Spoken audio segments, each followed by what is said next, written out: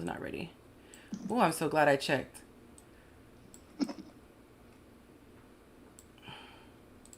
Okay, perfect. All right, I'm muting myself for just a second. I'll see you in a sec.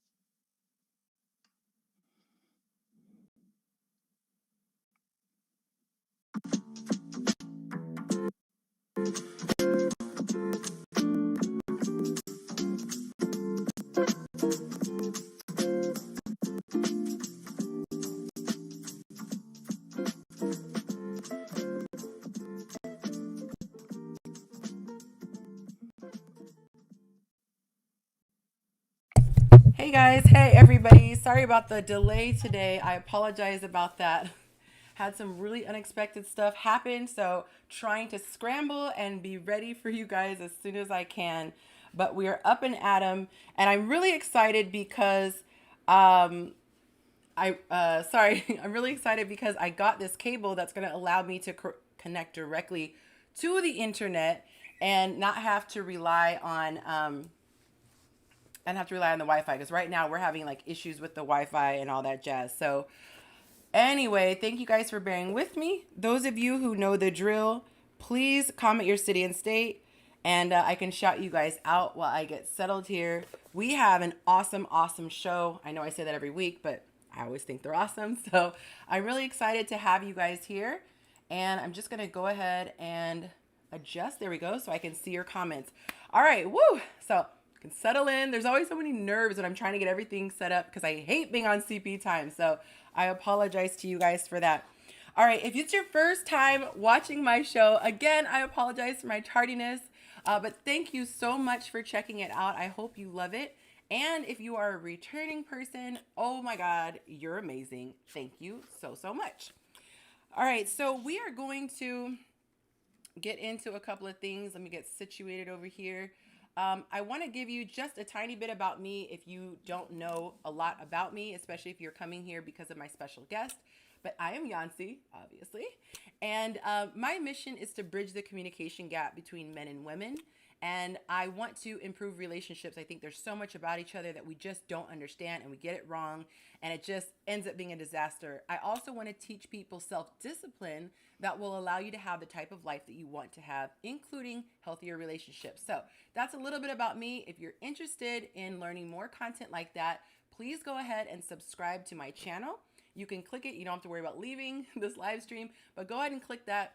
I also ask if you can share this video, which is amazing. You can even screenshot and post it in your Instagram and tag me in it so they can use my link in the bio. But I ask you to like and share because YouTube sees that, because YouTube is a machine. YouTube sees it. The algorithms go, oh, this is good stuff. So let's push it out to more people. So it will push it out to people who are just out there in YouTube land. So if you guys can do that, that would be amazing. It helps me so much. I heard somebody call it digital currency. That's the way you guys can pay it forward, is by just clicking that little like button, clicking the share, clicking the subscribe, and hitting the bell notifications. I drop videos on Tuesdays and Thursdays, so you can look for that. And then of course, Sundays, I do my live stream at this time. Also, of course, I could not move forward without giving a shout out to my patrons. They are awesome. They are literally holding me down. I could not do this without them. And so I appreciate their support at the very beginning stages of my career online. They have been such a blessing. You have no idea. So I'm really excited because let's see if I can get my screens together here. Hang on one second, guys. I have a little bit of a glitch and I am not going to do this person an injustice. So here we go. I was having a little bit of a glitch there. Hold on. You guys are so gracious, I swear. All right, so trying to get it together over here. I was trying to be dramatic. We have a special guest. It's Troy. Hey, Troy. I would like to. Hey, I'm gonna give you your proper introduction really quickly. He is a certified life and relationship coach. He's also a blogger. He is a speaker. And he is an author. He's an author of a book called Teach Me How to Love. And we're going to be unpacking that today and discovering why men marry some, but not the others. So, hello. What's going on? Thank you for having me. I appreciate it. My pleasure. You guys, let me know in the comments if it's all wonky. Like the sound sounds really weird. And so I don't know if that's what it's like for you guys or if it's just like that for me, but it sounds really like just muddled or whatever. So just let me know how the sound is because I really want to try to make it good for everybody. So of course I'm gonna give you a little bit about you. Your goal is to provide insight and action items that we can use to help us become better people and better mates so that we can build healthier relationships and build better communities. So I love that. We are super aligned. Yes, that's my thing. Yeah. You know what I think it is? I think there's a slight delay. See? There's a slight delay. This internet is like super slow. Can you hear me okay, Troy? I can hear you fine. Yeah, I can hear the delay a little bit though. Yeah. So, okay. So I'll just prepare for the delay so I don't just keep thinking that you're not following me. You haven't heard it yet. So you guys bear with me. There's a little bit of a delay. I promise Troy is not slow. He's very quick and it's just a technical thing. So, all right, we've got a Brooklyn, New York in the house. That's what's up. We got Chicago, Alexandria, Virginia. Oh, hey, John. Okay, I see some of my people. Oh, Sherelle, my girl Sherelle, she was here the other week as well. Aw, Shawnetta is in New York. Hey, Shawnetta. And we have, who else? Okay, so I think we covered all the cities. If you guys are just coming in, feel free to comment your city where you are watching from. They said the sound is perfect, but the screen is glitching. So you guys, again, I ordered it. Amazon did not send me the piece that I'm waiting for. And so hopefully this is the last week. We have to rely on a wireless connection. And next week it'll be wired and we'll get really strong bandwidth. So hopefully we can do that. All right. So I wanted to put up all the little fancy handles where we can reach you and whatnot. But like I said, today was wild. So you guys can find him on Instagram, Facebook, and Twitter. And then after the fact, I'm going to go ahead and put his links directly in the description. Because I know for me, I'm not trying to remember stuff and type it off of memory. Like I want to just click a link and be done with it. So I'm going to put that information there. If you want to right now, Troy, if you want to type it in the comments, you're more than welcome to. If you guys just can't wait and you just want to click right now and go to his IG, you can. Like I said, this is how we support content creators. We don't get paid, majority by just people watching. And so the way that we can succeed with you guys' help is when you engage in our content. So if you like the stuff he's talking about today, be sure to show him some love on his social media. He just posted his IG handle, so that's fine. Quantum Vortex is trying to talk trash, talking about I need to switch over from net zero. Sherelle says it's better now. Okay, hallelujah. We're going to speak life and good video quality over this live stream, okay? All right, so before we jump right into it, do you have anything you want to get off your chest or you want to share? Normally I do a icebreaker, but today I'm just prepared to get right on into it. No, I mean, I think I'm ready to get into it too. I just want to say thank you for having me. I appreciate your platform. I appreciate your show. And I just hope we can change some lives tonight. That's what I hope. That's awesome. Okay, well, I'm super excited that we are going to jump right into it. I'm going to fix something just because I'm OCD. I'm going to fix something really, really quick, and then I'm going to jump into this conversation. Whew, I need to stop being so OCD, but I can't help it. This is how it is. All right, so here we go. Mm-hmm. All right. Okay, y'all know I got to have my graphics together. It's going to irritate me. Okay, women, let's see. When it comes to relationship advice, men give women excellent advice because it's based on empirical evidence and truth. Awesome. Which is why I'm really glad we have a man here on, or what is this way? A man here on the show. It's opposite for me, you guys. I'm like, wait, a man here on the show. I guess that would be more natural to do like that. There we go. She says women, no, I already read that comment. Women love to sabotage each other. She said, by the way, I'm a woman. So yeah, I would hate to see that. Some women may give horrible advice, she said, because it's based on emotion, envy, jealousy, hormones, magic, and fantasy. Well, you know what? A lot of times I think we have the ability to discern.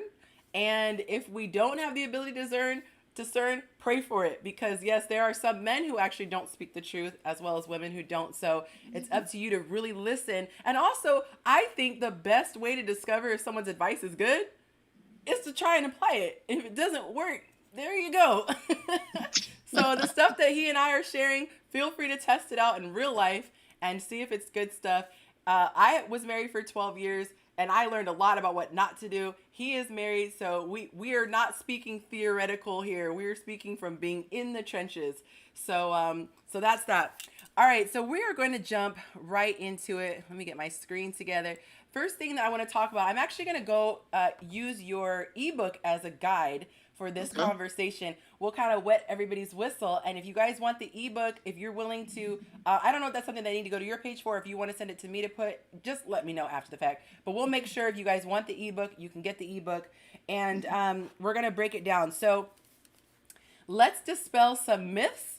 Is it true or not true that men desire commitments? Oh, it's you start early, huh? Mm-hmm. Let's do it. So, is it true? It's absolutely true, because men are human, right? So, people want companionship. It's not just a man or a woman thing, right? So we desire. It depends on how you define commitment, right? Okay. Some people's idea of commitment might just be marriage, and maybe not everybody desires that. But people want to have security within companionship. You see what I mean? People want to have a go-to person. So this whole myth that men don't desire commitment, I just don't think it's true. I think what happens so many times, though, is they might not desire that commitment to that person. Oh, I'm sorry. What was that you said? I mean, I don't want to get started too early, but they just might not desire commitment to that person, because I've seen many of men commit to someone they were absolutely into. Right? So, go ahead. No, please continue. So what I was going to say is, I mean, I think a lot of times what ends up ultimately happening is, people make their judgment based off of a small sample size of people who just didn't want to commit to them. So are you saying that's like me flying Spirit Airlines and writing off all airplanes or all Absolutely. Airlines? Absolutely. I mean, men are human too. And I think that we got to get past this notion that men aren't human. Now, we may not commit as often. I think that's what happens a lot of times. Like women tend to commit a lot more frequently. But when we do commit, we commit.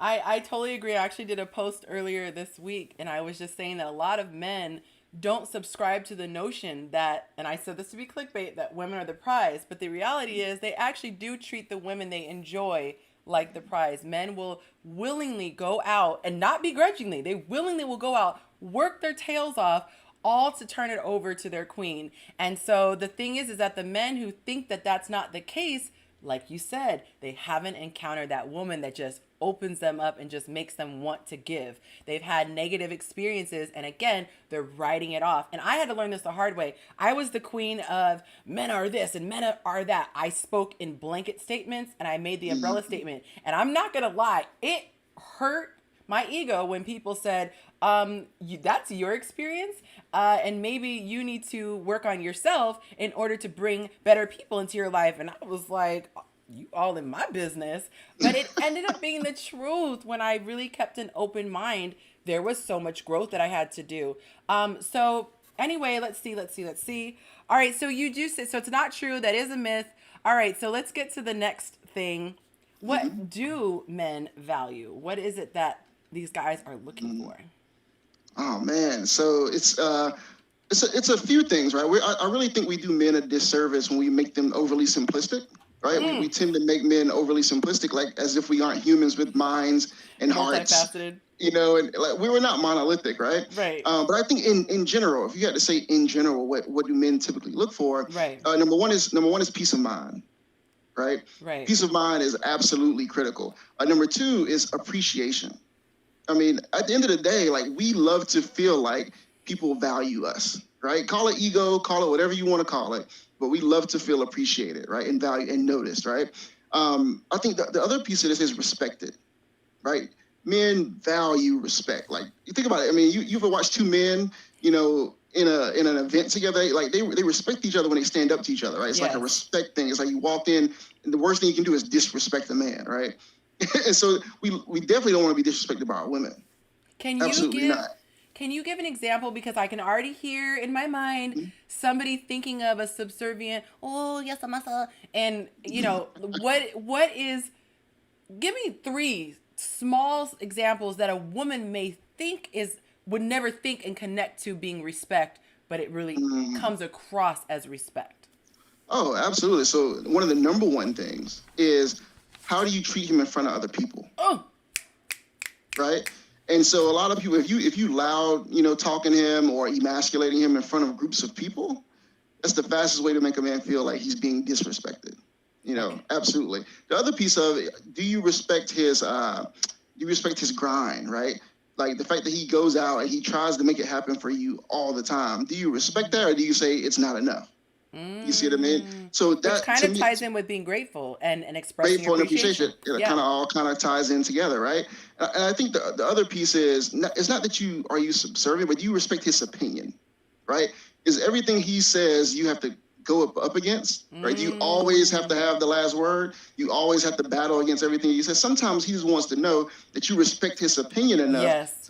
to let it ride. You see what I Even mean? if, like you said, later, even if you might know better, or you Mm-hmm. even disagree or don't understand. And here's the thing: I'm not saying that women shouldn't have an opinion, right? Because that's the number one thing people say. Well, I should be able to Yes. have an opinion. Absolutely, but sometimes he just wants to know that you trust him enough to respect his opinion in this situation. Because sometimes he can see things that you can't see, just like there's sometimes where you can see things that Yes. we can't see, right? So that respect is absolutely critical for men. It's how we recharge on that thing. Appreciation and respect are two valuable things. I love that. And I'm going to do a shameless plug. So if you want even more examples, I did 10 things that women can think about, and I called it the 10 commandments of good relationships, or something 10 commandments, and just know there's like two little stone tablets on the little thumbnail. But Uh it huh. basically is breaking that down. And one of them was about the respect thing, which I think a lot of times people give these statements, but maybe the people have had other people misappropriate that. So then they think Yes. of something totally different. So I think it's, for me, like, I really need a lot of examples. So one of the examples that I gave was, if you equate the respect to the respect you would give your boss might be somebody who's only been in the job a year more than you, or maybe is younger than you. It's not about always knowledge, Mm-hmm. it's about authority. Same thing Mm. as if you have a captain in an military situation, in a police situation, when there's a ranking, and yes, I said the word ranking, which comes from a biblical standpoint. When there's a pecking order, there are just certain things you do out of deference. And even if you have a different opinion, there is a time and a place. And so I know, like, for Mm. example, let's just say, and you're not my husband, let's say if you are, on a live stream, it would not be the time for me to like point something out. It would be after the fact. Hey, babe, I don't know if you realize this, but when you came on, da da da da, I'm gonna always think about how can I put myself in a position, and also say it in a way that's kind, so that you don't bristle. Because as much as we try to be spiritual, we still have egos. And so I Mm-hmm. think that rule of thumb, how would you want to be spoken to when you're doing your best to lead a group? That's how you could speak to your man. So thanks for letting me Absolutely. just throw him a little 2 cents there. Absolutely. Anytime. I love this conversation already. So let's Aw, keep talking. yay. All right, so number 3, the decision and proposal. So, what gets a guy to that point that he wants to make that decision? I know there are plenty of women who date a guy, seems kind of like everything's going great. They've been together 5, 6 years, then they break up, and you already know what I'm gonna say. He meets the Mhm. next chick, and 3 months later puts a ring on her finger. So, like, what's getting the guy to the decision and the proposal? Oh man, it's such a layered question, right? So I think you got to start with what season is he in his life, Okay. right? Is he in a season where he feels prepared to be a husband? You see what I mean? Is he financially, stable? Does he feel like he can provide for the family what he needs to? He can protect them. Does he feel capable? Right? Because remember, Yeah. competence breeds confidence, right? So if you feel competent, then you feel confident you can take care of this situation that you're going to embark on. So that's a huge thing. Yeah. Then you got to think about the second piece of this is, who is the person he's in the relationship with, right? Does he see her as a wife, or does he see her as a right now relationship? Can I ask you a question about that? Mm-hmm. Does a woman have any responsibility or culpability in how he sees her? So Like when it's when he doesn't know her, you know what I mean? you Okay. know, what do you mean when he doesn't? You said when he I'm doesn't know sorry. her. Yeah, I said it in my head, but it didn't make sense when it came out. Meaning, like the way she presents herself. Is there a way a woman can present herself where she comes across as a wife, or she Hmm. comes? I like to say coming across as a person who you take home to mom versus coming Hmm. across as a person you take to bed. Is there a way that Ooh. she can present and project differently? I think that comes down to personal boundaries, right? So we want a Mm. woman that is not trying to project it, but she is it. You see what I mean? She just is it. So she gets it. So the support thing, the respect thing, the appreciation thing, I the like that. nurturing piece of it. The nurturing piece is hugely important because a mature man is thinking about that. He's thinking about, if I have a family with this woman, what does that look like? Right? Is she capable of these things? Right? Can she help a household run smoothly, Mm-hmm. or is she always combative about everything? You see what I mean? Like, Yeah. so it's all these things. So I think it's about, number one, I always like challenge women to see what a wife looks like that they really like value, like a woman that they're like, oh man, she makes a great wife, and then embody that. You see what I Okay. mean? Like, oh man, like I would love to be a part of her family. You Yes. see what I mean? Yes. And y'all all know it. Y'all know the woman when you see it. And I would say, I wonder if, did I cut you off right now? No, you didn't. You good. Let me know in the comments if there are any people who would like to get content specifically about what qualities a wife embodies. Because one of the things that is a pet peeve for me is I see a lot of content creators saying Mm-hmm. a lot of no content. Don't do this. Don't do this. This is a Mm-hmm. turnoff. And it's like, okay, you've sold us. It's not good, but what What do we do do? we do? Right. What So do we do? yeah, so I try to be balanced, and I've seen a lot in your writing as well. But if you guys specifically want, me to hone in on what a wife looks like, I can unpack that. I see a lot of posts about like I just saw it yesterday. What are wife duties compared to girlfriend duties? And I think what you said is important. It's not necessarily the duties. I'm extracting that from what you're saying. Yeah. It's not the duties, but more so the innate characteristics. Sherelle and I talked the other day, and we were saying that some people give the excuse, oh well, he took me out of my femininity. But the thing is that when you just are feminine, you just are. And You so just are. you're not dormant neutral state, or you're dormant in a masculine state, and then oh, you brought out this femininity. Yes, you can heighten it, maybe decrease it a little bit, but it's not going to go from 0 to feminine. You either are feminine or you're not. And like the Bible says, he who finds a wife Mm-hmm. finds a good thing, not who finds a woman who's going to eventually become a wife, who Yep. finds a wife. So I wanted to So Jansen, let me say one more thing no, into please. this, because I think it's a common misperception, right? Is a woman that has really good boundaries for herself is more of a wife material than a woman that does not. So a lot of times I think what happens is women get involved in like, I gotta do everything, right? I gotta do everything for this guy. I gotta like let him get away with anything. I gotta ride or die. I gotta do all these things. A woman that can set clear boundaries for herself In a is loving attractive way. In a in a loving loving way. way, right? That's the Oh, key. In a very feminine way. You can have all the boundaries in the world and still be a very feminine woman. You see what very I mean? feminine. Because it's going to be important when we run a family that you are able to say, one of the things I love about my wife is she will in a very feminine, kind way, set you together, right? Get you together in that, what you will and won't do in her house, Yes. what she allows in her space, the peace that she wants in her house, right? Those things are attractive, but it's not like in a combative way, I right? She like never that has you to get into a masculine energy to do those things. So go ahead. No, I was gonna say I like how you took it from, you look at that raw quality and then project what this could be, which is the same reason why some men, they might say the sex is really good and she's fun to be around, but oh my god, that combative energy, I couldn't live with that, or I could never have that around my kids, the way she behaves in public. Or they're thinking long term just like we think long term. We look at how he's treating other people, or we're looking at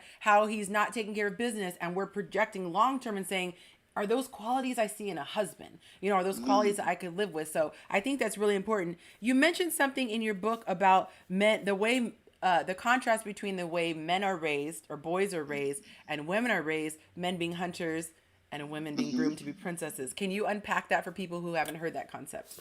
Yeah, absolutely. I mean, and I don't necessarily know if it's the right way, but it is the way that men are typically raised, right? It's to consistently be chasing the next thing and to put notches on our belt based off of conquering women. You see what I mean? That's how you're taught. It's like any locker room you go into, any group of guys you go into, it's like it's a status symbol Yes. to be able. It's not necessarily a status symbol to be settled down until you're older, Mm-hmm. and then all of a sudden men value things differently. But when Yes. you're younger, that is not a valuable thing. It's being a player is a valuable thing. You Right. see what I mean? Where women are taught to be very, one person minded, very monogamous, not really explore, things like that. And I think both parties have to be able to value commitment, Yeah. right? And value what that looks like. I'm not saying that you're not going to have a time in your life where you're going to explore, right? Everybody's going to have that. But to value it and see value in it, I think is hugely important for men and for women. And to not be as scared of it. Forget valuing it. Like a lot of people are Yes. terrified of it unnecessarily. Um, so I want to talk about this. So part of my platform is about relationships, but really the root of it is healthiness. So if you have a healthy person, I feel like if you start, and that's why I thought it's so cool. Our mission statements are very similar in concept, but the basis is if I have a healthy person, I can then be a healthy mate, and we have two complete people coming together to make this whole. The thing is that I feel like we're doing our children a disservice if we plug so much the emphasis on getting picked for women, and men we plug achievement, because if you don't achieve, that's all you feel life is about. And if you don't get picked as a woman, you feel like that's what life is all about. And that's why you have so many women who are not picked yet in their 30s and 40s freaking out because they're like, well, what's my purpose? I think it's so important for us to understand about divine purpose and why we are here, and understand about spiritual gifts. And this is for people, even people who aren't of the faith. Just the fact that like you have to learn what makes life worth living. Because if you are stuck in, which that was what I was guilty of, my whole world was about getting picked. So I either was happy or sad whether or not I was picked. And then when I was picked, I was miserable because that wasn't the end all. That was just a mirage. So I did want to add that. I'm going to backtrack just a second because I got so excited I forgot about a question that I wanted to ask you. But going back to what men value, you said something in your ebook that I really liked. You said women who have values, women who set boundaries, which would be part of a woman valuing herself. I think that is really important, which is why I say do not date until you have learned to love yourself. And self-love, that is a whole nother thing. I literally had to learn what that was because I'm like, everyone's saying this cute little catchphrase, but what does that actually mean? Like, What I does it thought look it was like, like, right? I like myself. Of course I like myself. I don't want to commit suicide. Like, of course. I didn't get what you actually do when you do love yourself. But you talked about, did you mention peace? Her being peaceful? Okay, peaceful, not being chaotic. Getting along well with others. But you said something really, really big.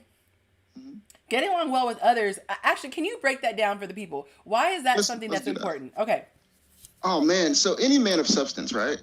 He sees himself in a way that means he's going to be in a place of influence at some point, right? And so the ability for a woman to be able to get along well with people around that he values, right, is hugely important. Whether it's work, whether it's his family, whether it's church, whatever it is. But if a woman has the ability to get along well with others, then I can take you places. Every man wants the woman to be on his arm. When he loves his woman, he wants her to be on his arm wherever he goes. But I can't take you anywhere if you can't get along with anybody. Can't take you nowhere.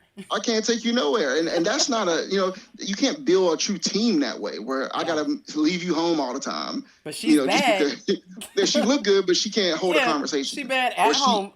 Yeah, she's bad at home. You see what I mean? So I think it's a very underlooked at trait. But that was one of the things that really attracted me to my wife was I saw how she could adapt to each environment and hold her own in that environment. Meaning, if I had to walk away, I didn't have to feel like she was going to be over in the corner, like feeling scared. Right. Or you're cringing based on what she's saying. Like, my God. Yeah. What is she going to say? How is she going to represent team? Team Sprite. And I was going to say the other thing too, I believe that when you can get along with people, it's called living peaceably with all men. It's Mm-hmm. a sign of emotional intelligence and Yes. healing. Mm-hmm. Because when somebody, and I learned this from our buddy Inyatu, Mm-hmm. when you are provoked by triggers based on other people's actions, it's an indication that you're not healed. So if Mm-hmm. you are, and usually when people can't get along with someone, it's because they're triggered. Oh, she looked me the wrong way. She was talking about me crazy. It's because you are not in. Look, I'm gonna say something wild. You're not in control if other people can push your buttons. So Mm. subconsciously, it's like that man realizes this woman is emotionally out of control if she's letting what someone else says affect her. We don't have enough time in the day to be giving people our energy. And I did a live stream last week, another shameless plug on my Instagram. Hint, hint, if you want to go follow me there. But Mm-hmm. I was talking about how we have to look at our energy as currency. Energy and time kind of go hand in hand. But the energy affects the quality of your time. So somebody handed you, like that movie with the words with Eddie Murphy. If you knew Mm-hmm. you had a limited amount of time or a limited amount of words or energy, would you really choose to give it to someone you didn't enjoy? Mm. If you looked at it. But the thing is that this world, I talk about the systems of this world, which are based on lies. The lie is that's perpetrated is, Troy, you better not let him talk to you that way. You better Mm-hmm. let him know. You better give it to him. What are Uh-huh. you giving though? You're giving your energy. And so Yes. when you're flying above, the birds aren't worried about what the caterpillars are doing on the ground. They aren't. You know, it's fun. Here's a funny thing. When I first started my movement, right? Because I wasn't all the way healed yet, right? I was still in that mode of wondering, like, so worried about what everybody else had to say, right? And I would, you've been here before, where any negative comment, you could have 10,000 Yes. positive comments. The negative one Come triggers on. you. Yep. You Yep. know, and so I totally reverse that. I don't spend my energy on the negative comments. I have, dialogue Right. to unpack some of those things, but I don't let it take my energy anymore. Yes. It used to take my energy and be like, how dare they say that? How dare they don't Right. agree with me or whatever it might be? Now I'm like, no, And I'm you not giving my energy to that person. So to take it to the root level, this is just my assessment. For me, I think that being defensive means Mm-hmm. that you're trying to defend. And what are we Yes. trying to defend? We're trying to defend our identity. But if you have to defend something, do you really believe it yourself? Because like you Mm. said about being a feminine, being a feminine woman, you just are. I don't have to convince you that I'm a woman. You have eyeballs. You can see, you've interacted with me. I don't need to convince you. Troy, I promise I'm a woman. I have ovaries and I don't have to convince you. I mean, Nope. obviously if I had surgery, like maybe, but I'm saying for the purpose of this explanation, I Mm-hmm. just am. You don't have to convince me that you're nice. You just are nice. I think that when we have an identity crisis within ourselves, Mm-hmm. sometimes I'm gonna go out here a little. This might sting for some people, but sometimes people see things in us that we have yet to uncover, and it's Yes. opportunities for growth. And we defend because we're saying, no, that badge doesn't belong to me. Mm-mm. Don't Mm-hmm. say anger belongs to me. Don't say hostility belongs to me. Don't say thoughtishness, not thoughtfulness, but thoughtishness. Oh, that doesn't belong to me because we haven't identified what's within. And so when you do know who you are, you don't have to defend. If somebody says that I am a man, I would look crazy spending energy defending because that is so ludicrous. But if somebody says, she's a little arrogant sometimes, I'm going to go, maybe I do need to work on that. So having that discernment too to see what spirit are they coming in, and if enough people are saying the same thing, might be an opportunity to look at that a little bit. Like just a tad bit, right? Pinch. I mean, that's why I love coaching, right? Because when you're a coach, and you know this from being a coach, you can help people self-explore things, Mm-hmm. and because you're not personal with them, Right. right? They're almost forced to not look at you like you're judging them. Mm-hmm. You see what I mean? It's like, look, Mm-hmm. I got no fight in this, No right? skin I'm in the just game. telling you, I just identify what I see. Yes. But if it was their sister, if it was their friend, it'd be a battle. You see what I mean? Yes. And I love when people have those aha moments and they start to say stuff like, you know what? I have been told that before, and I'm like, Multiple times. multiple times, right? You've been told that. And I see so much defensiveness goes on. I think this is one of the reasons why we can't get together as men and women, Mm-hmm. right? It's because you got men over here posturing, you got women over here posturing. Everybody's trying to defend themselves Yes. When we can instead of actually trying to build each other understand each up. other. Let's try to understand each other. If we Yes. can do that, that's where the power is. And to me, the irony is that we are yin and yang. So instead of going, Yancy, you're too emotional, calm down. And instead of me going, Troy, you have no feelings, you need to soften up. Instead of trying to defend our position or make each other like us, if we had an attitude of humility, it was like, you know what? Let me pause what my agenda and what I want to say to Troy, and let me ask him, okay, how could you help me? And you could probably help me tap into my masculine energy and learn when and where it's good to be emotional. And then if you come from a place of being open to receive, which would be feminine energy for you, I can then say, if you were my husband, honey, like when you're dealing with the kids, maybe be a little softer. And instead of just attacking him for the bad grade, maybe ask him how his day is first. We can help each other. It's not that the woman is trying to emasculate the man completely and strip him of his masculinity, but I believe that's the reason why he made us to be in pairs, because your strengths are my weaknesses and my weaknesses your strength, however you say it, vice versa. Absolutely. And having that open mind to feedback. And this is the thing where I say, if you look at feedback from somebody, even conversations, I liken it to all your knowledge. Imagine them being things in a backpack. So two people walk up to the table with their little backpack. You take your backpack down. You sit that backpack next to you. Guess what? It's not going anywhere. Everything you believed is safe and secure right there. You can then discuss things, put everything on the table, take everything out of your backpack, put it on the table, sort through it, see what stuff you like, what you don't like. And then at the end of the conversation, after having that open mind, you then only put back in your bag the things that you liked. But for some reason, we have this knee-jerk reaction that, oh my God, if I open my bag, being open, suddenly I'm going to be losing somehow. And it's not the truth at all. So it comes down to that V word, vulnerability, right? That's what it comes down to. It comes down to neither party. Every party sees vulnerability as a weakness. yes, Not understanding that's where the power is, because ultimate power. as you can be vulnerable and as you can allow someone in to actually be able to give you that feedback and not do it in a defensive way, that's how we get better, right? We get better at that, but all we want to do is fight. And I'm at a point now where I'm so anti-fighting. I'm so tired of fighting. I'm tired. I'm tired of the debates. It doesn't make you feel good. It does. I'm tired of the men versus women. I'm like, no, how about us get to learn each other How about that? a little bit better and come with an open heart, and then let's discuss how we can be better for each other versus men are wrong. I always say this, it's not wrong or right, it's different. Yes. That's it. Yes. It's just different. And I think that it's awesome because, you guys don't know this, but there are a couple of us who kind of bumped into each other in the social media world, and we all are in that same place. And I reached out to them and said, hey guys, let's collaborate because this is fun. I mean, I could be a talking head. I do it all the time. It's more fun to have somebody, not to mention the fact it introduces my audience to his people and his audience to my people. It just makes sense.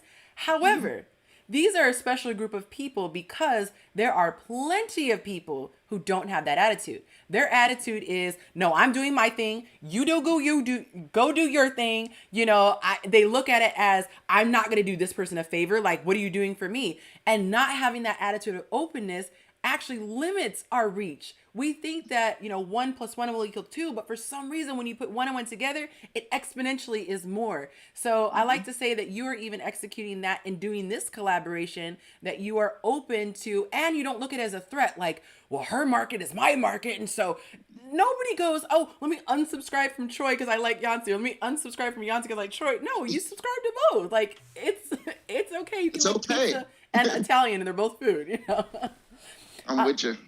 So I'm going to be doing a series on YouTube actually about the systems of this world.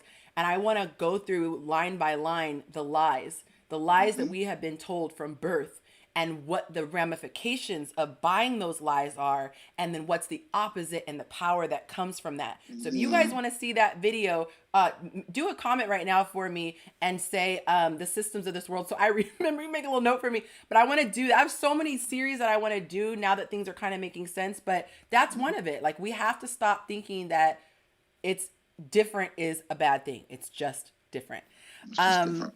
And then you guys also, like what Troy was saying, stop being so argumentative on posts. I have seen that my gender tends to be more argumentative. If I share a tip in my private Facebook group saying, guys, yeah, this is what women think, you can work on this, the guys either say, bet, okay, duly noted, or doesn't apply to me, and they're quiet. Like, I just no, they don't. It doesn't apply to them because they don't say anything.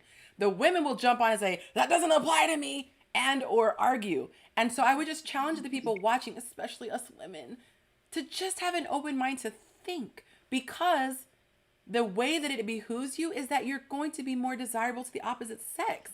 Why wouldn't you want to know what the opposite sex wants? It's power. Well, think about it like this too, Yonci. Think about what is the manifestation of that attitude, right? What happens is men already don't want to talk, right? Ooh.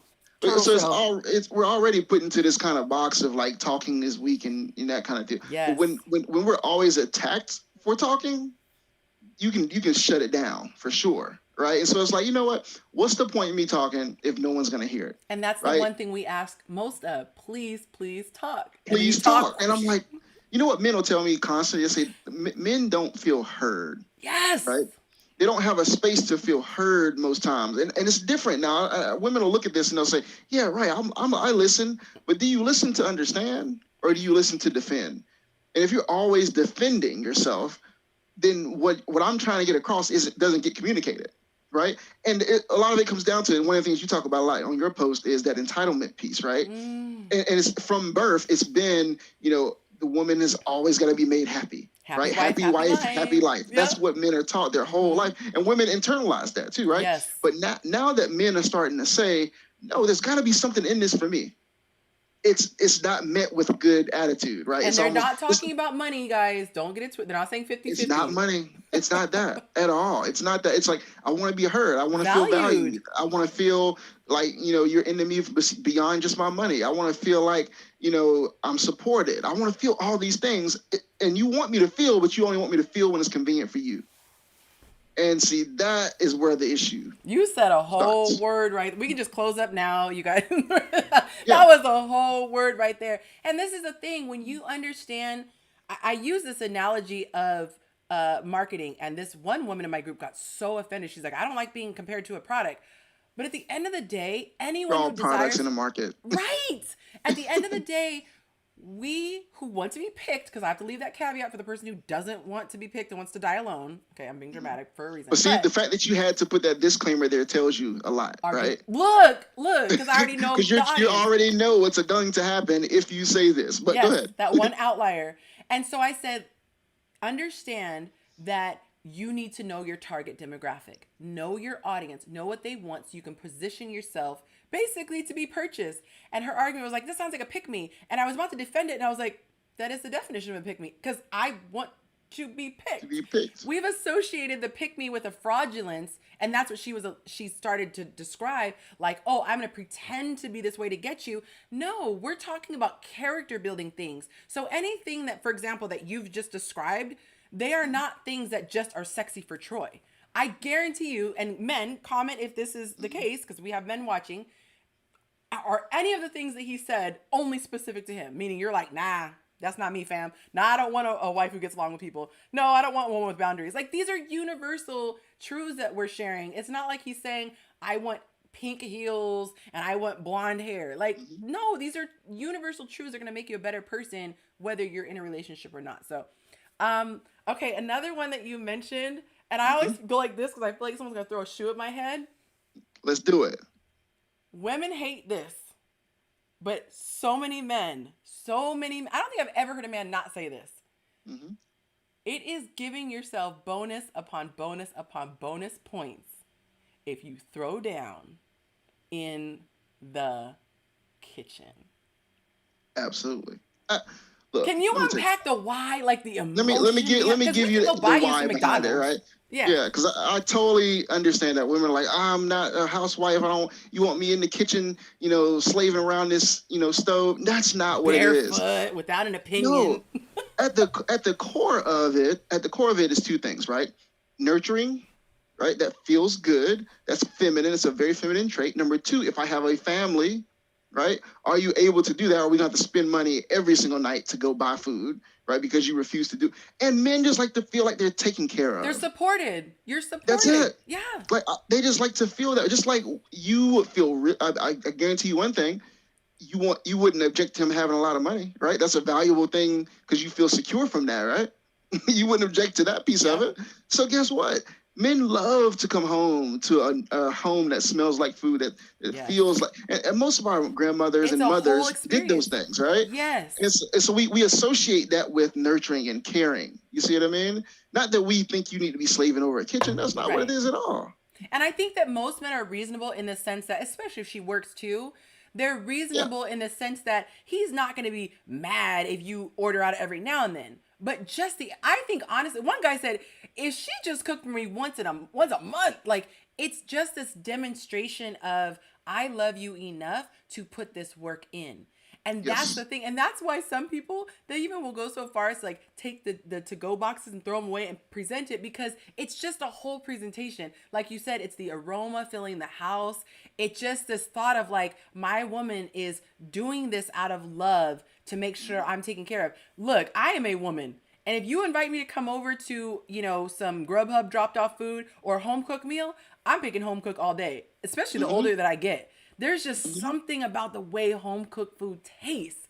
And it's just, we talk about, you put a little love into it, you put your foot into it. You put a There's love something into it. about that. Yeah. And so I want women to understand it's not about subservient. I need you to, like you said, be barefoot in the kitchen. It's psychological to men. The same way we as women can open our doors. We're very capable, but there's just something sexy and reassuring about a man doing it. So don't try to understand it. Mm-hmm. Just try to understand what he's asking. And it's a differentiating factor in the marketplace, especially now. Oh, say that again. Please. No, It Troy, please say that again. it is a differentiating factor in the Because marketplace. you're using Uh, marketing terms, and that's what my degree is. So I know Look, exactly what you're talking about, but please that's explain what it is. differentiator, So, though. so what it means is, if you got a group of 10 women who all got their degree, Uniform. right? They all got the same. They got the degree. They started their small business, and they're boss, and they got all these things, right? They have decent sex. They're attractive. One more thing is, can you cook? Men, look, in a circle of men, he will brag about her cooking way faster than he's going to brag about her degree. I guarantee you. Oh, you going there now? Oh, I guarantee you you going there? he will be like, man, she throw down. Like, look, she cooked some stuff the other day. Ooh, wait, so I had to spend the night. And I got breakfast. Ooh, that's what they gonna say. It's not gonna say, oh man, I woke up and that degree on the wall was just like, oh man, it just made me feel so at home. And it's not It's because not that it's not important. It's important stuff, right? I want to put that disclaimer there. It's not that it's not important to be accomplished, right? It's just that you asked, what do men value?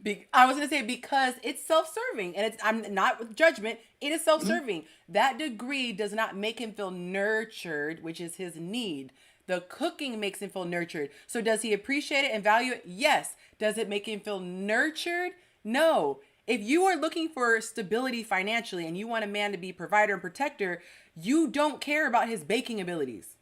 You Nope. appreciate it if he whips up some cookies every now and then. Yes, you're not going, I don't care about those cookies.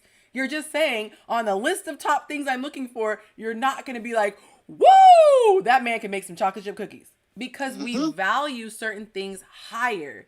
And so I love that you said it's a differentiator, and that's a good way of describing it. It's like, I'm going to make myself stand out more because I want to be picked.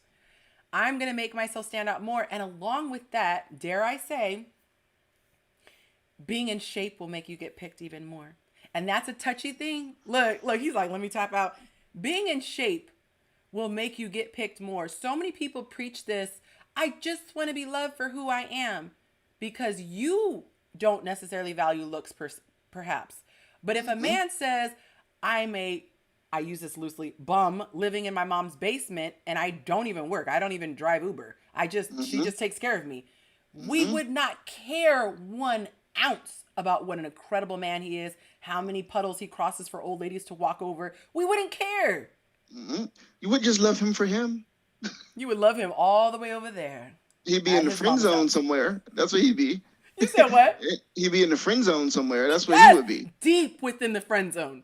Deep. And so a lot of times I see women, to me, if there's a difference, and let me distinguish, there's a difference being confident in who you are. I'm not saying you should have no self-confidence until you reach a certain weight or a certain build.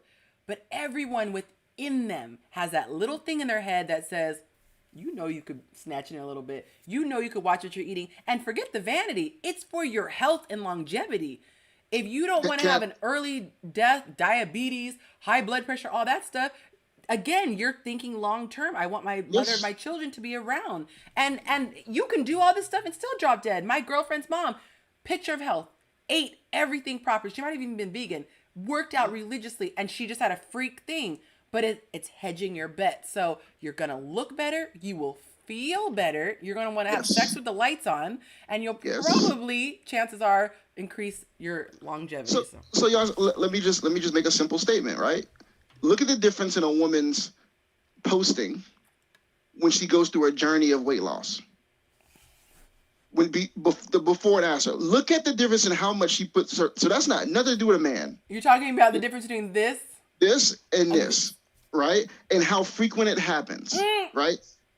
It's way different when they feel good about themselves. Same thing with me. When I'm in my dad bod mode, you won't see me post nearly as many pictures than when I'm feeling, better about myself, right?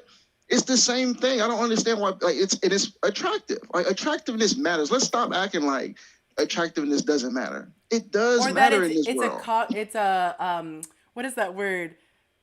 Let's stop being so spiritual about it and not act like Hmm. it's a visual thing. Like, It's yes, a you can visual love thing. your mind, and we're not saying leave her if she gains weight or she has an issue, but people tend to go to the outlier. Well, I have a medical condition, which a lot of times that medical condition has nothing to do with weight. It's just an excuse that we tell ourselves, like, oh, I can't. But you can do so many other things. If a person who has, like, missing limbs can still work on his upper body, or, you know what I mean? Like, I've seen people with no arms become a dancer. You can still do things around, your injury, unless you have a heart condition that says you can't have elevated heart rate, which is like the basis for exercise. Aside from that, you can get a medical professional's guided workout regimen. So, and you can eat right. So that's not even a look, we just spelled that right there. Even if you don't work out, and I'll tell on this, and sorry for being so long-winded. Hmm. I've been working out for months, okay? And I know how to work out because I've lost 20 pounds before. But I've been working out for months, but I didn't feel like eating right. I just didn't. So I just said, I'm going to just Hmm. work out. So I just started getting stronger and stronger, and the scale did not move. 2 weeks ago, almost 3 weeks ago now, I was like, you know what? Let me actually not only burn the calories, but not put in an abundance and overkill. Hmm. Hmm. Dropping 2.5 pounds Just every like week. that. Just boom, boom, boom, boom, boom. And the first thing I did, what I do? Full body picture. Full body. First thing you did, That's because what I was thinking. you felt good about I yourself, sure right? was. I was feeling myself. And think about one of the biggest fears. I mean, and it sounds insensitive, but one of the biggest fears of men, because they've been told this their whole life, is they get married to a woman and And she's she gonna lets let herself herself go, go. right? And that's please Because hear she's me not on this. valuing it herself. She's doing it to catch Exactly. you. Yeah. But I want women to hear my heart on this. It's not that we don't understand that it's you got kids Make and yourself plain. you got work and you got we understand those things, but do you care about it? Right? Because I know the same women, they care about those nails, the hair, right? Those eyelashes, they care about those things, right? So it's okay to get, and now men do the same thing. Men will I've done it. Look, I've gained 20, 30 pounds and then lost 20, 30 pounds, right? So I understand those seasons of it. But that's one of the things that is very attractive on the dating scene when a woman's very into her keeping herself in shape Yes. before she gets married, because it's like, okay, she values this. She values not because she needs to be vain, but Yes. she values it because she values herself. Those are important things. It's not like we're out here saying like you got to be perfect, but we're also saying, do you value that health piece of it too? And it could also be, too, it's an extension of her love. Like, maybe she's comfortable being fluffy and she doesn't feel insecure. She's showing it off. But if she knows that's what got her husband, that love will push her through. And here's the thing, my coaching is all about cutting through the BS. If Mm-hmm. you lie to yourself, you are never going to succeed. And I remember somebody saying, man, I'm struggling with being able to work out because I have this child or whatever. I'm like, that is literally one of the blessings of having a child. You like letting a dog loose. You take that kid to the park, you Mm-hmm. take him in the backyard, just chasing them will wear you out. You will burn so many calories. We make things so complicated as though we have to go to the gym. It's not. Like, if you play with your child, you could lay on the floor, take your baby, and they will be screaming with joy, do the leg presses. You can actually incorporate your child into the workout. Just standing there and going, wee! How many times have kids be like, again, mommy, again? You're like, my God. That's a Yeah. whole workout. Mm-hmm. It's about if you decide you want to do it. And for the people who say, well, I can't do it because I have a job. That's crap. I get up at 4 a.m. every day. I work probably more than 12 hours a day. Every single day I get up at not even the crack of dawn. It hasn't even cracked yet. It's dark Mm-hmm. outside. Get up at 4, get to the gym by 5, get my workout in because that's the time my trainer is available, and get my workout in, get home, and start my day before my daughter's school even starts. So it just depends on what you want to do. And guess what? I have to sacrifice because in order to get up at 4, I got to go to bed early, which means I'm not sitting up all night watching TV. So Absolutely. don't lie to yourself and say you can't. You sit around for at least 30 minutes a day, guaranteed. So if you sit around 30 minutes a day, you have 30 minutes to work out. Okay, I get really passionate. Let me get back in my I feminine. see. I see. I get back into that, zen. I'm going to channel Sherelle right now. But no, you know what's important though is the fact that a woman said that, right? Because if a man says that, he's insensitive, right?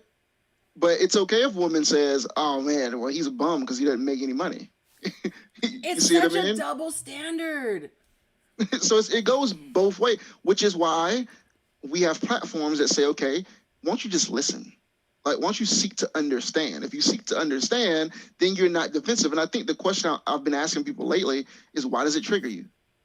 Right? If you just challenge people to say, why does something trigger you, and make them be introspective about it, it changes the whole game. Like, I ask myself that question 2-3 times a day. Yes. Why did, when my wife did that, why did it trigger me? When my daughter said that, why did it trigger me? I was triggered today before my phone call. It happens. Yeah. It happens. But when you start to like peel the onion back, you're like, oh, I see why it triggers me. And it's not That's always different. fun because I was triggered because it was my ego. My ego was bruised. I didn't like what the person was saying. And so for me, I recognized it, but I didn't give into it, fortunately. Recognized it, leaned into it and said, why am I triggered? And in that, it let me say, let me focus on this. This is clearly an area that I'm working on now. Let me start working on my humility. And for me, it's when I know I'm right, or I very strongly think I'm right, and somebody is not receiving what I feel is truth, being gracious and just saying, okay, and not in that, be blessed energy, genuinely just, okay, and just leaving it at that.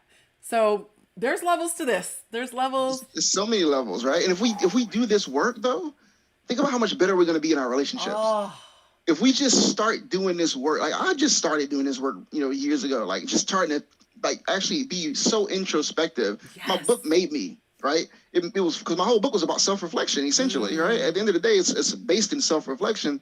So it forces me to have to do that. You know how many times a week I go back to my wife after something and say, you know what? I was probably wrong. Yeah. I apologize. And that's so sexy when you guys do that. Oh, saying sorry is sexy. Accountability is attractive. I put that on my post today. Accountability is attractive. It really is.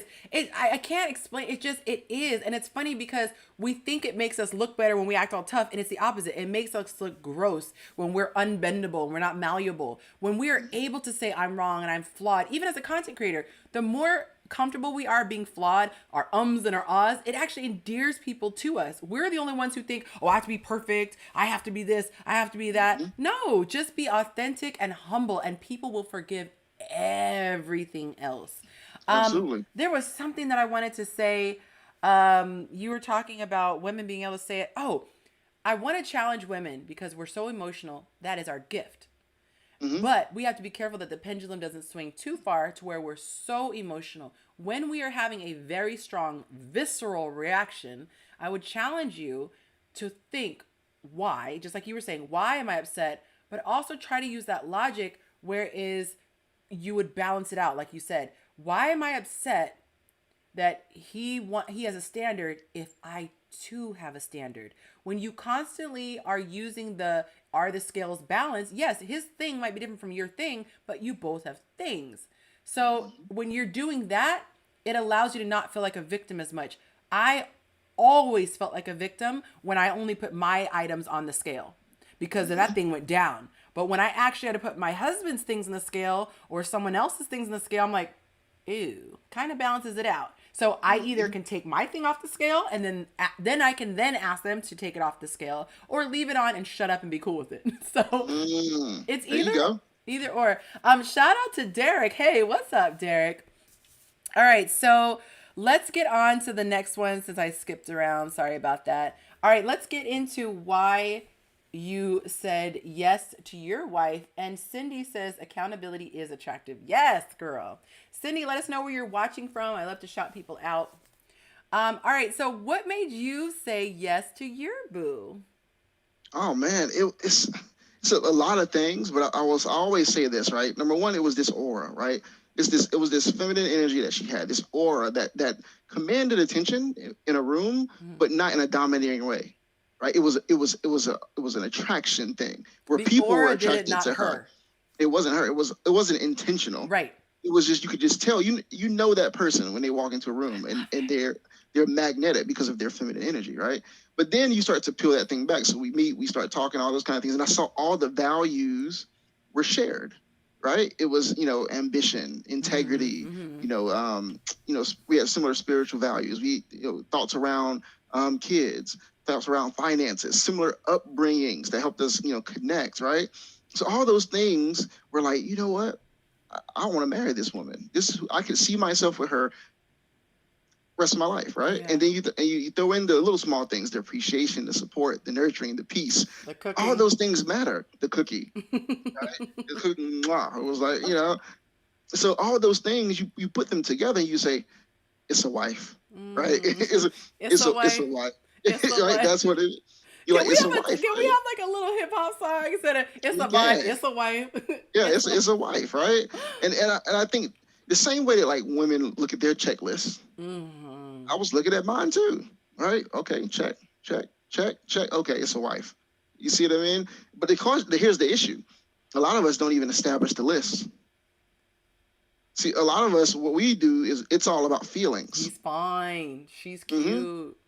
It's all about surface level feelings. Why do you think after those 2-3 years and the honeymoon is over, everybody's miserable? Yes. Right? Because it wasn't based in substance, right? It was. I talk about this in the ebook. Is I started to choose substance over sex. You see what I mean? And when you start to look at the substance of a person and not just how they make you feel sexually, Right.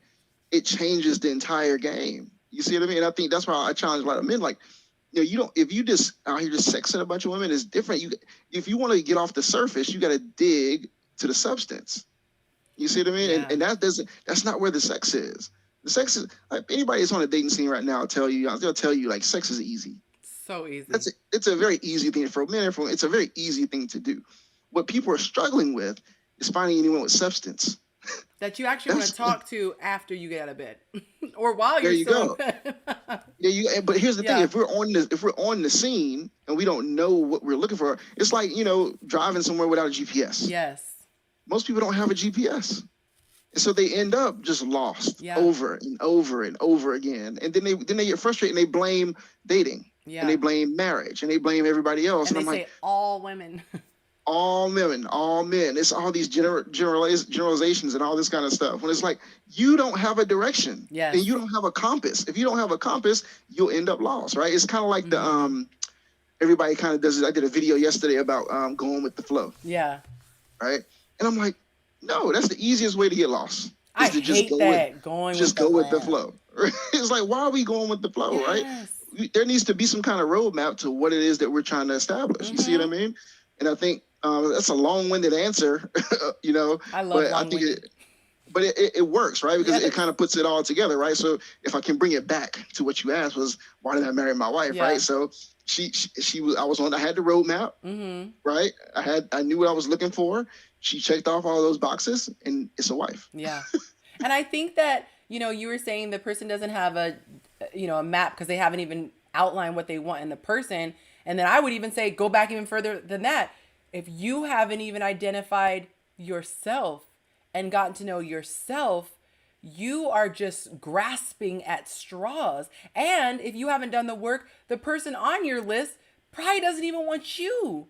And so I did a video, shameless plug, about, what is it called? How to attract a high value woman. And what I explained in there is that a lot of men, not to say they don't like sex, of course men like sex, no one's twisting their arm, but a lot of men go after sex the same way they go after success and things like that because they feel that it's a means to an end. They feel like if I get enough women, if I have enough sexual prowess, if I can do whatever, I will then feel whole. And this is why I say it starts with your humanity inside. If you don't have your identity, you will confuse sexual conquest as success and Yes. being somebody. Oh, I'm somebody because I got women all over me. But I don't like to say this a lot, a real man, or I'm sorry, a grounded, healthy man Yes. understands that sex has a time and place. If you want to have sex and you choose to have sex, that to me is the mature thing to do. If you feel compelled to have sex because one, you either can't control your lust or it's making you feel good, those are not good reasons. But if you choose, I want to have sex with this person, this is what I'm choosing to do, and I have, when I say I'm choosing to do it, meaning it's not holding me back in any way. Because my thing is that there's a time and a place for everything, and everything can be made evil. So Yes. if there's a fire and you're a firefighter, it is bad for you to be having sex because you're supposed to be Yes. on the truck putting out the fire. So in that same way, understand, have I taken care of my priorities? Do I have my business stuff lined up? Okay, if no, then maybe I shouldn't be spending every single weekend and every dollar I have trying to get some booty. There Maybe you go. establish your foundation and then, so it's all about being in control. And every time you do something, it's out of a place of I've decided to do this as opposed to I'm compelled to do this. Mm, To me, that is a yes. huge difference. And it's a sign of maturity, right? I Oh, mean, for sure. when you're young and your identity is wrapped up in that, that's one thing. But when you're older and your identity is still wrapped up in that, then you got a problem, right? There's a problem. You haven't Seriously. established anything else that you find valuable in your life, right? So other things should take precedent. You Yes. see what I mean? And it shouldn't take you to your 70 years old to figure that piece out. You want to hear something? So there was this crazy debate, and I'm actually going to be talking with Sherelle on about this. I don't even know if it's next week. I can't even remember my schedule, but Mhm. we're going to be talking next week. But one of these days, we're going to talk about sex. And so I did this post in my group, and I said, "Men, do you have control of your sexual urges?" And I think almost all of them said yes, right? Mhm. And then I said, but then people were confusing free will and urges. So I'm like, Mm. obviously someone has a free will. Nobody is like physically being forced to have sex. And it showed me, whoa, we have a lot of growing in our community to do. So what I was saying is that if you feel the urge to have sex, but you know already there's a negative consequence, or you are gambling at a very high stakes table Mhm. and you still proceed, you are doing risky behavior. And risky behavior is a sign to me that you don't love yourself. You don't have self love. Why would you, because you're compelled to have sex, cheat on your wife?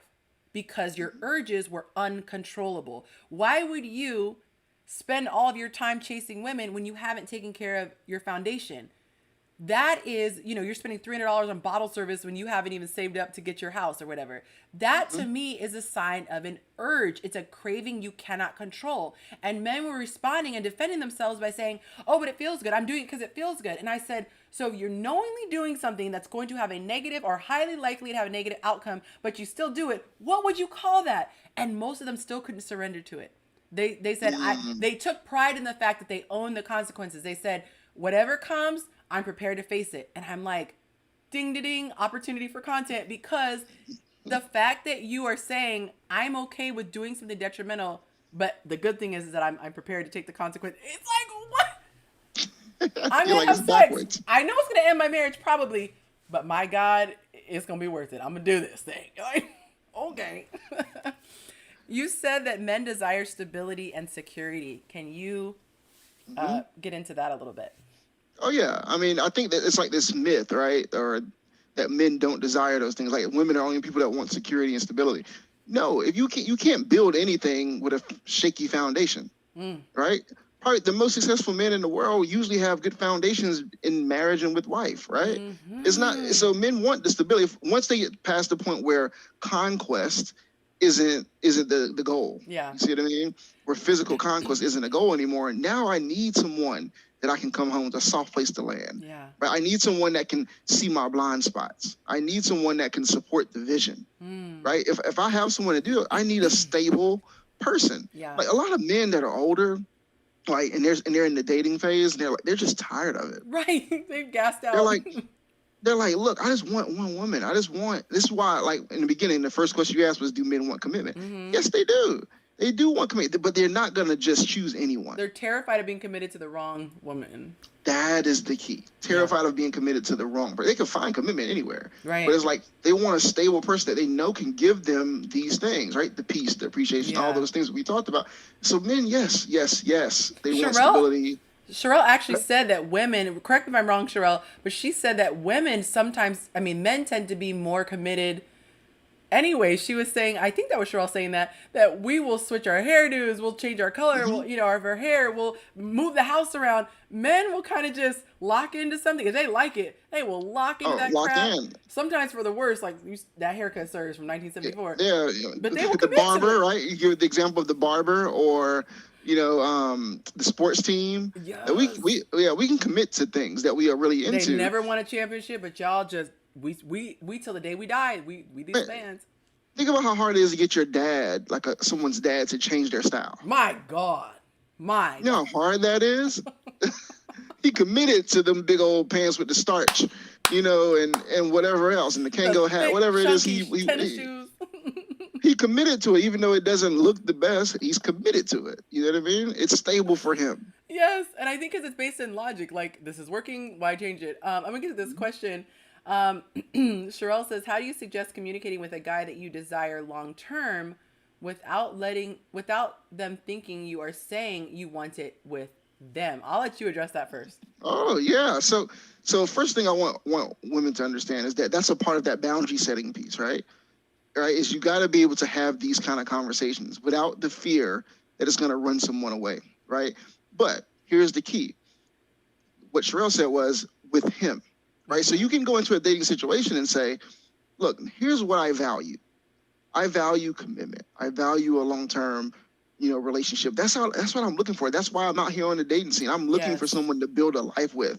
That's what I'm desiring. And you can even say, look, I'm not saying I'm desiring that from you right now. Right. But what I am saying is that's what I'm looking for. So I just want to be upfront and honest with you about that so that you understand why I'm in this. You can say those things. And it gets to a point where then you have to turn that conversation and say, and usually by the time that conversation comes up, you already know the answer. Right? Yes. Usually you already know the answer. It's so true. It's so true. No, go ahead. I'm so sorry. I didn't mean to talk over you. I was literally having this conversation yesterday with somebody. And we were marveling at how with the wrong person, the exact same scenario is like catastrophic. With the right person, it's perfection. And what I realized is, like I said, I have this thing called the sniff test. If there's any fear, you can smell any fear, move away from that, go in the opposite direction. We fear scaring the person off. But if I'm the woman of your dreams and you're a man who wants to get married, that is music to your ears to hear me say, my desire is marriage. There are literally women who are like, I don't desire marriage. I want to have fun right now. And that would be devastating to a man who's in love with her. So if you think about it, it's coming from a place of fear, but it will actually help you, because if a man is turned off by that, you want to know that ASAP. Just like you wanted to have kids. If that turns them off, run. Why are you going to waste your fertile years? If you know you want to relocate to another state, say that off the bat. Because why do you want to get attached to somebody and they're not willing to leave? Like, we have to stop being scared of scaring people away and be excited about scaring people away. I made that transition where I shifted my energy from, oh God, I don't want to scare them away, to, dear God, please scare anyone away that is not for me. And I tried to almost over exaggerate. Yes, my characteristics, because it's like, honey, this is how it's gonna be. If I FaceTime you, I don't wear makeup. I do not wear makeup outside of going on camera, and I barely wear it on camera, and that's because my coach forces me to do it. Okay, he's like, you gotta be professional. My people, my Facebook group know I will come on here like this, no makeup, one eyebrow. I don't care. Okay. So if I'm dating somebody, they are not getting a beat. And all guys are shocked They're like, you literally rolled over, didn't even get out of bed, rolled over and answered the FaceTime. Yes, you're going to get this. Because if we get married, you're going to get this. And this is an occasional thing. So I don't want to set the standard, but that's going to then weed out the guys who require a beat every day. That's it. Buddy, you're not going to get that. And I'm going to resent you because you're constantly thinking I need to be beat while I'm vacuuming the house. And that's not going to happen. Well, but here's the kicker, though. Here is how we conclude this conversation with this. If someone tells you they're not looking for the same thing you're looking for, are you strong enough to remove yourself from the situation? That becomes the question. The reason we don't ask the question is because we don't want the responsibility of having to remove ourselves if it doesn't match with our expectation. That is the issue. And we won't, like, I challenge women all the time. Okay, he told you this, he said this, he said this, he said this. They'll be like, well, why won't he just let me go? And I say, well, why won't you let you go? Right? It's still serving him. That's it. If you can't remove yourself from the situation, then what happens? You don't waste it a year or two, and he comes back to the same thing, he or she. I told you up front, I wasn't looking for a relationship. Yes. I wasn't ready for a relationship. I didn't want anything serious.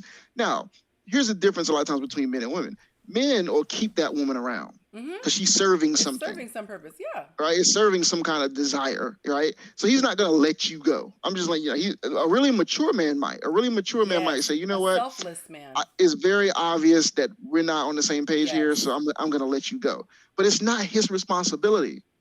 It's your responsibility to remove yourself. That's what self-love looks like. I'm not going to continue to set myself up to get disappointed. On a wish and a prayer. And on a hope, right? You're hoping that he changes his mind. Yep.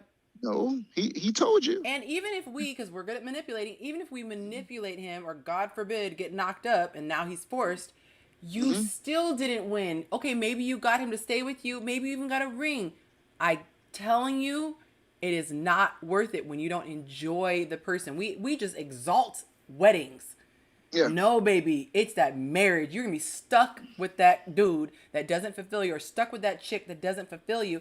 And the reason why people do this, and I was guilty, that's how I can speak from experience.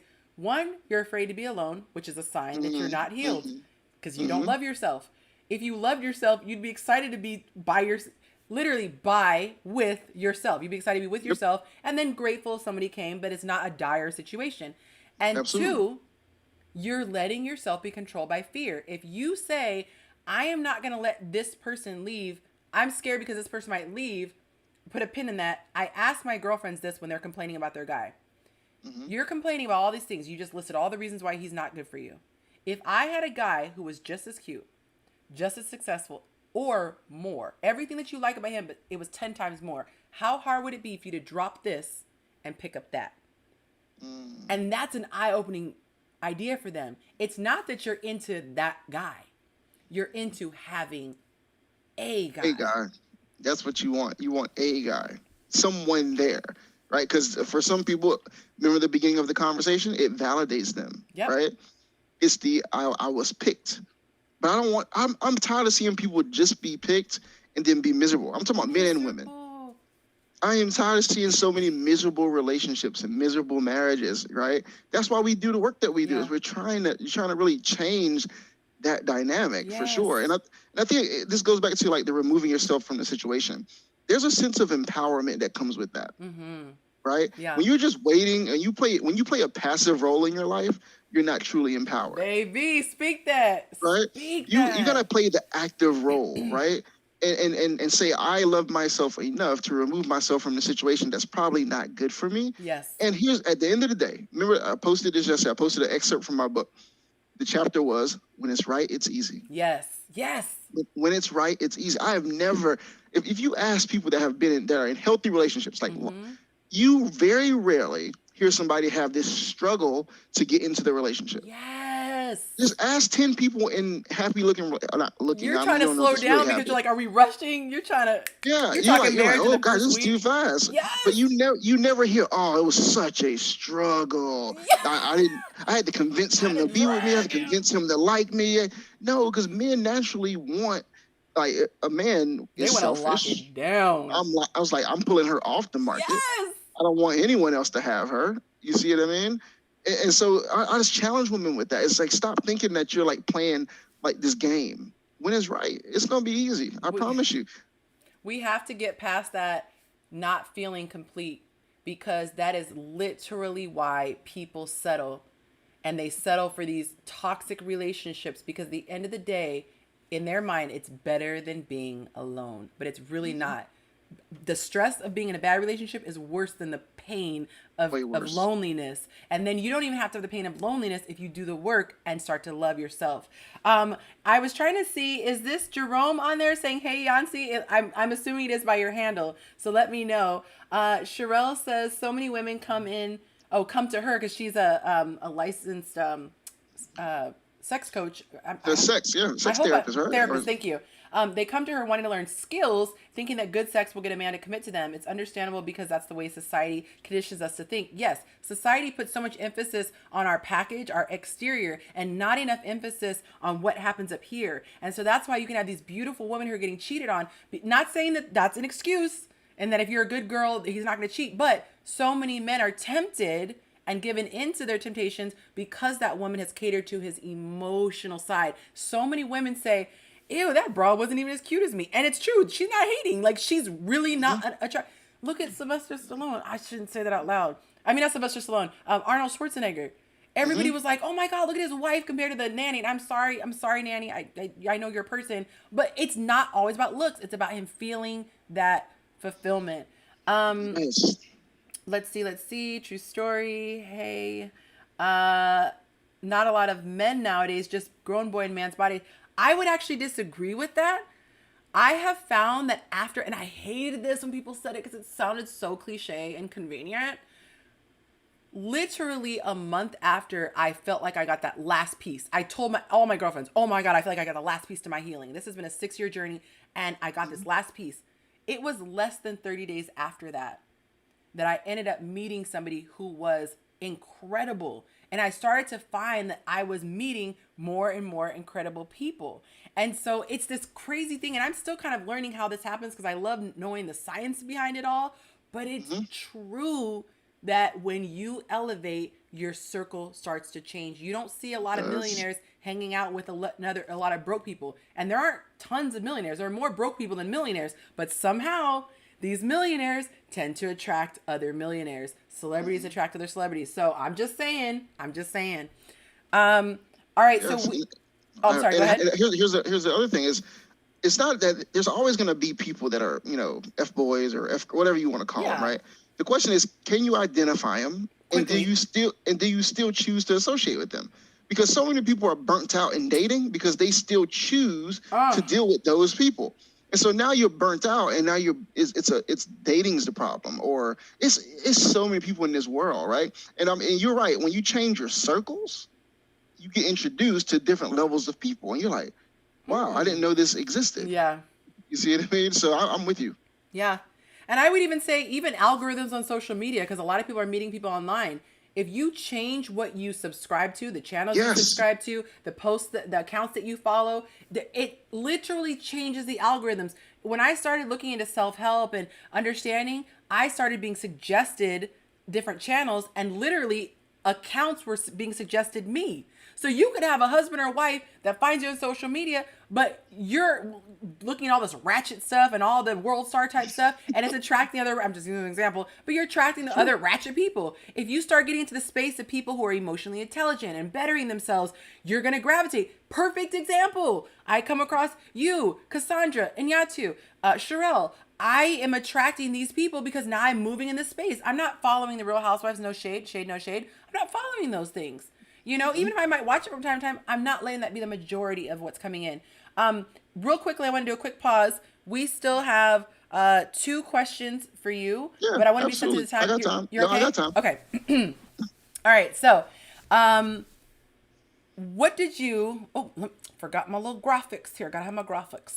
What did you say no to? So you said yes to marriage. What did you say no to? I said no to choosing. So it's kind of the same kind of thing. Okay. I chose the substance over the sex. So I said no to just the sex, right? Okay. Because you got to remember, when you are a young man thinking about marriage, you're saying no to all the things that drive your ego and drive your validation as a young person, right? As a young man, it's like, your singleness is gone, right? The ability to be with a bunch of different women is gone. The validation you get by having sex with a bunch of different women is gone, right? So all those things leave you once you decide to say yes. But there's other things you get to say yes to, right? Which is the building of the family and the foundation and the support, all those other things. But you got to say no to the other things. It's like all of us want it both ways, and it's really hard to have it both. I mean, some people maybe they got enough money to have it both ways, whatever. But most of us can't. Right. Most of us average people can't just have it both ways. So you got to say no to the potential to do those things that stroke your ego so much. Yes. Right? And you have to change what you find value in. And that's what I had to do. And you also mentioned trying to find a balance and saying no sometimes to work obligations, balancing your home life. Can you get into that and unpack that a little bit? Yeah, absolutely. I mean, because you got to think the pressure, right? So again, how are you raised as a man? Provide, provision, protection, right? That's how you're raised. But what we so often forget is that we still have to provide a space for connection, right? And we still have to provide that space. And sometimes you can work yourself so much because you're providing that you have no connection with your mate. So that's why you see a lot of women who feel alone in their marriages. So they got this big house.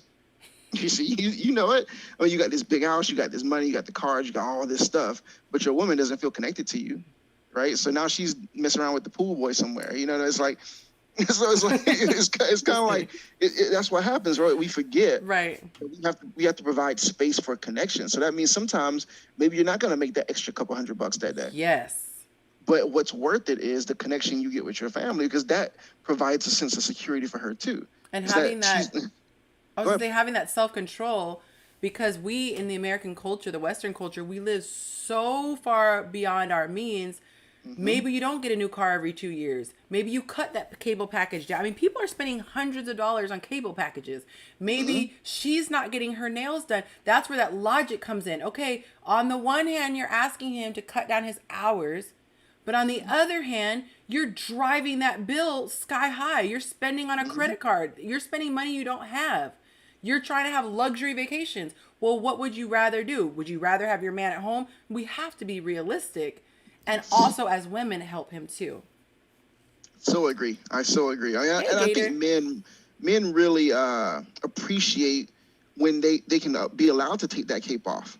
When a woman says, like, you know what, I'd rather you be home than to make that extra money. I'd rather you be, and we got to get over ourselves, right? We have to get over our own egos that says that our value system can't be in money. Yes. I love that. Right? I had to learn that. You also said something about craving responsibility, and I was curious about that one. That's something that men like to feel? Yeah, it's a masculine thing, right? It's a masculine thing to feel like you're going out there and you're giving your woman the things that she needs, right, to feel safe and secure, right? And so that comes with a high level of responsibility. It's kind of like pressure that you're willing to take on, like it's like I eat this, I'm built for this. You see what I mean? And so I know, you hear women all the time. They're kind of put in this masculine space now, right, because of how they were raised. But when women are allowed to take that off, they become that best version of themselves. It's like taking off a wig that's too heavy. Yeah, just take if you can, and then if I can take that on, I still feel good about myself. We both get the same thing, right? I feel great about myself. My ego stroked a little bit, that kind of thing. And then you come in and you say, "Ooh, I just really appreciate how you handle that." Something else might get stroked. Okay. Anyway, there you go. There you go. That marriage bed, Yeah. All right, so let's get into what was I gonna say? Oh, I actually mixed my notes around. You were talking about, I love this. You said, I'm not gonna lie, there's sometimes I just want to crawl in bed with my mommy and have her tell me everything is okay. So I don't want to paint this like rose-colored, everything is perfect as long as you're compatible and you're both healed. Let's have a realistic conversation about the Mondays of marriage, man. Yeah, it's not easy. It's not easy, but it's worth it. What makes it a challenge? So the challenge is the biggest challenge is you have to go beyond yourself, right? So the most challenging thing to be in a commitment with someone in an interdependent relationship is the work you got to do, right? Because it's easy to try to control other people. Yes. But when you start, marriage has this mirror that it holds up. Woo! Right? It's this mirror. It sees the worst parts of you. Yes. Right? that you didn't even know were there. And don't throw a kid in there. The kid gives you a mirror that's even Oh bigger. my God. You're like, hey, Junior. Yep. Yeah, you're like, yep, that's who I am. That's right me. there. Right there, right? So it's that mirror, right? You see what I mean? And so that comes with some pressure, right? Because now you're forced to grow. Right? It's easy to be stagnant when you're like by yourself. No one else dependent on you. No one's dependent on your growth. No one knows how much your breath stinks because you're the only one there. You're the only one there. No one cares about. But you have to wake up and you got to show up in a marriage. You got to show up financially. You got to show up spiritually, physically, emotionally. You got to show. I mean, look, you might even feel like having sex that day, but at some point you got to show up. You see what I mean? You got to show up and do a good job. You know what I mean? So it's like there's always pressures to it that sometimes like you want to be able to take that cape off. Like one thing that my wife and I will do sometimes is we'll give each other that space. Like, so I might get a hotel for a weekend. Yes, hotel. Right. And not without her or my daughter. Right. But just space to be off from marriage. Not like off, like I can have another woman over there and nothing like that, but like off. Oh, you're saying just you?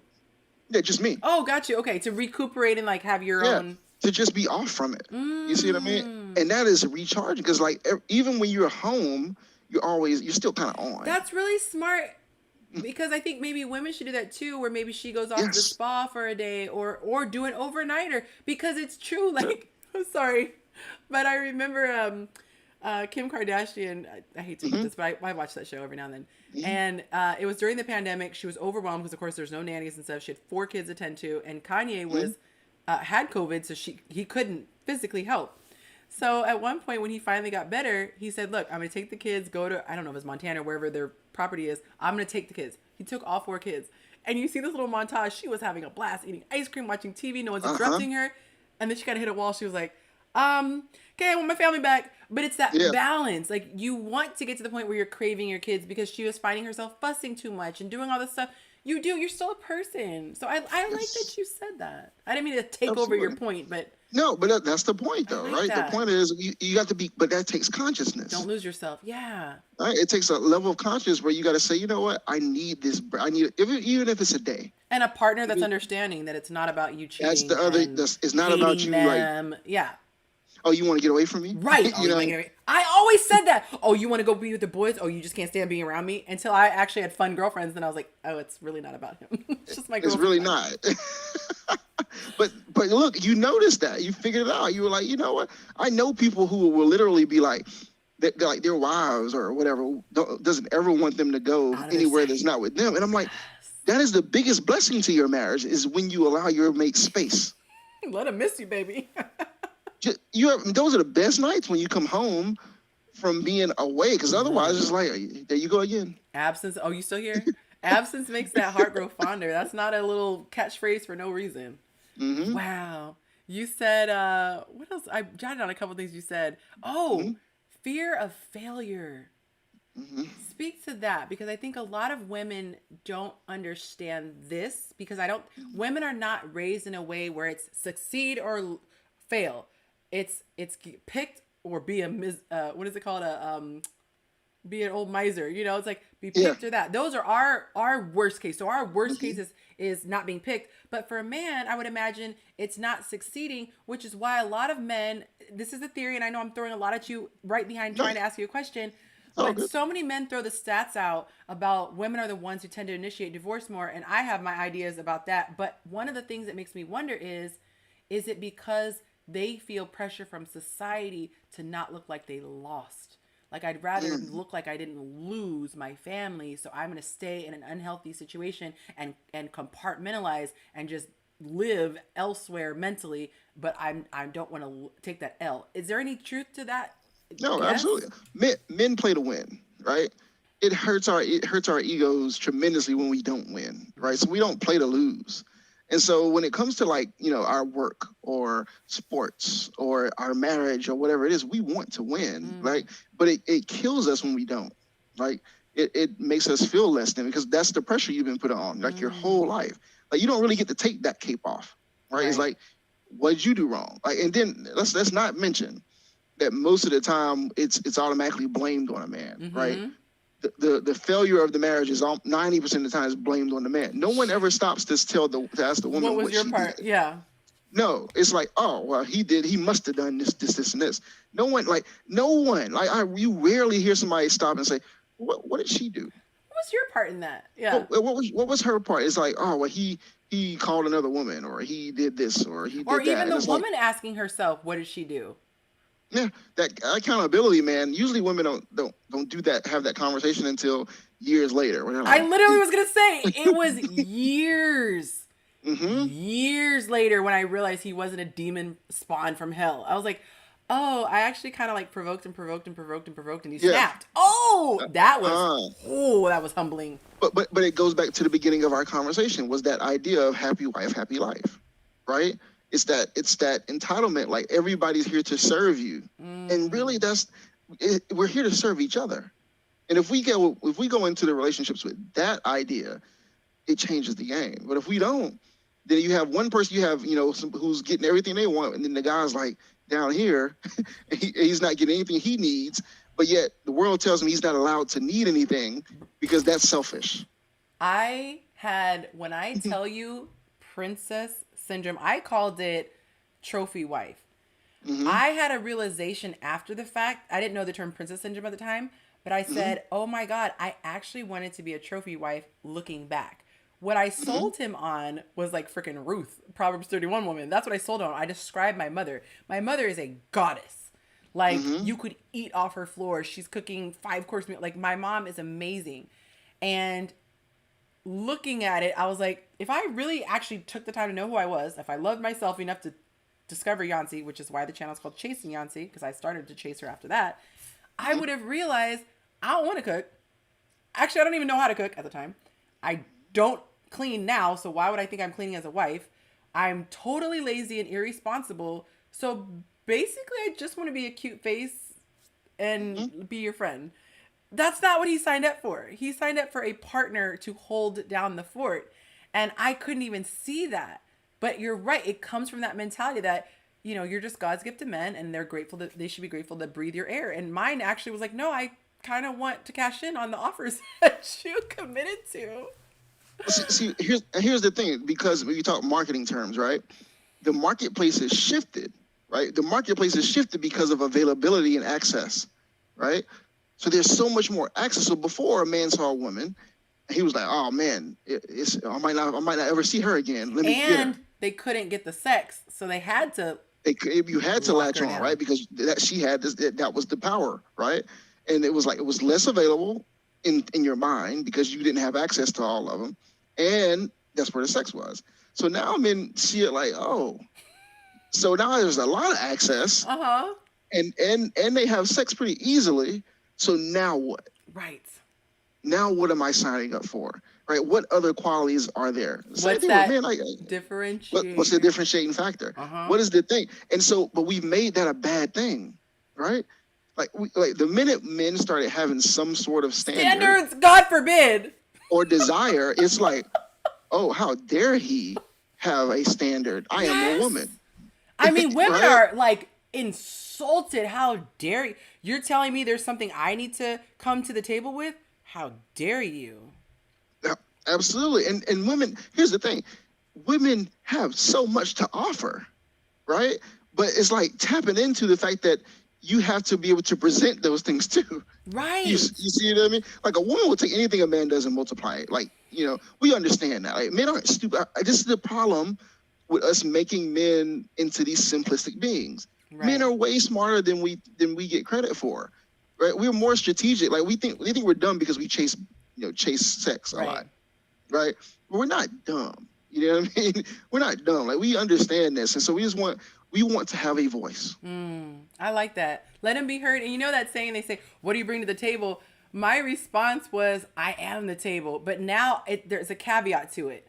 So a lot of times when people hear, what are you bringing to the table? They're thinking, come with the same, convince me that I'm great. It's not that. It's like, what kind of a quality table are you? I feel like that's a better thing than say, what are you bringing to the table? Because then it sounds like we're providing.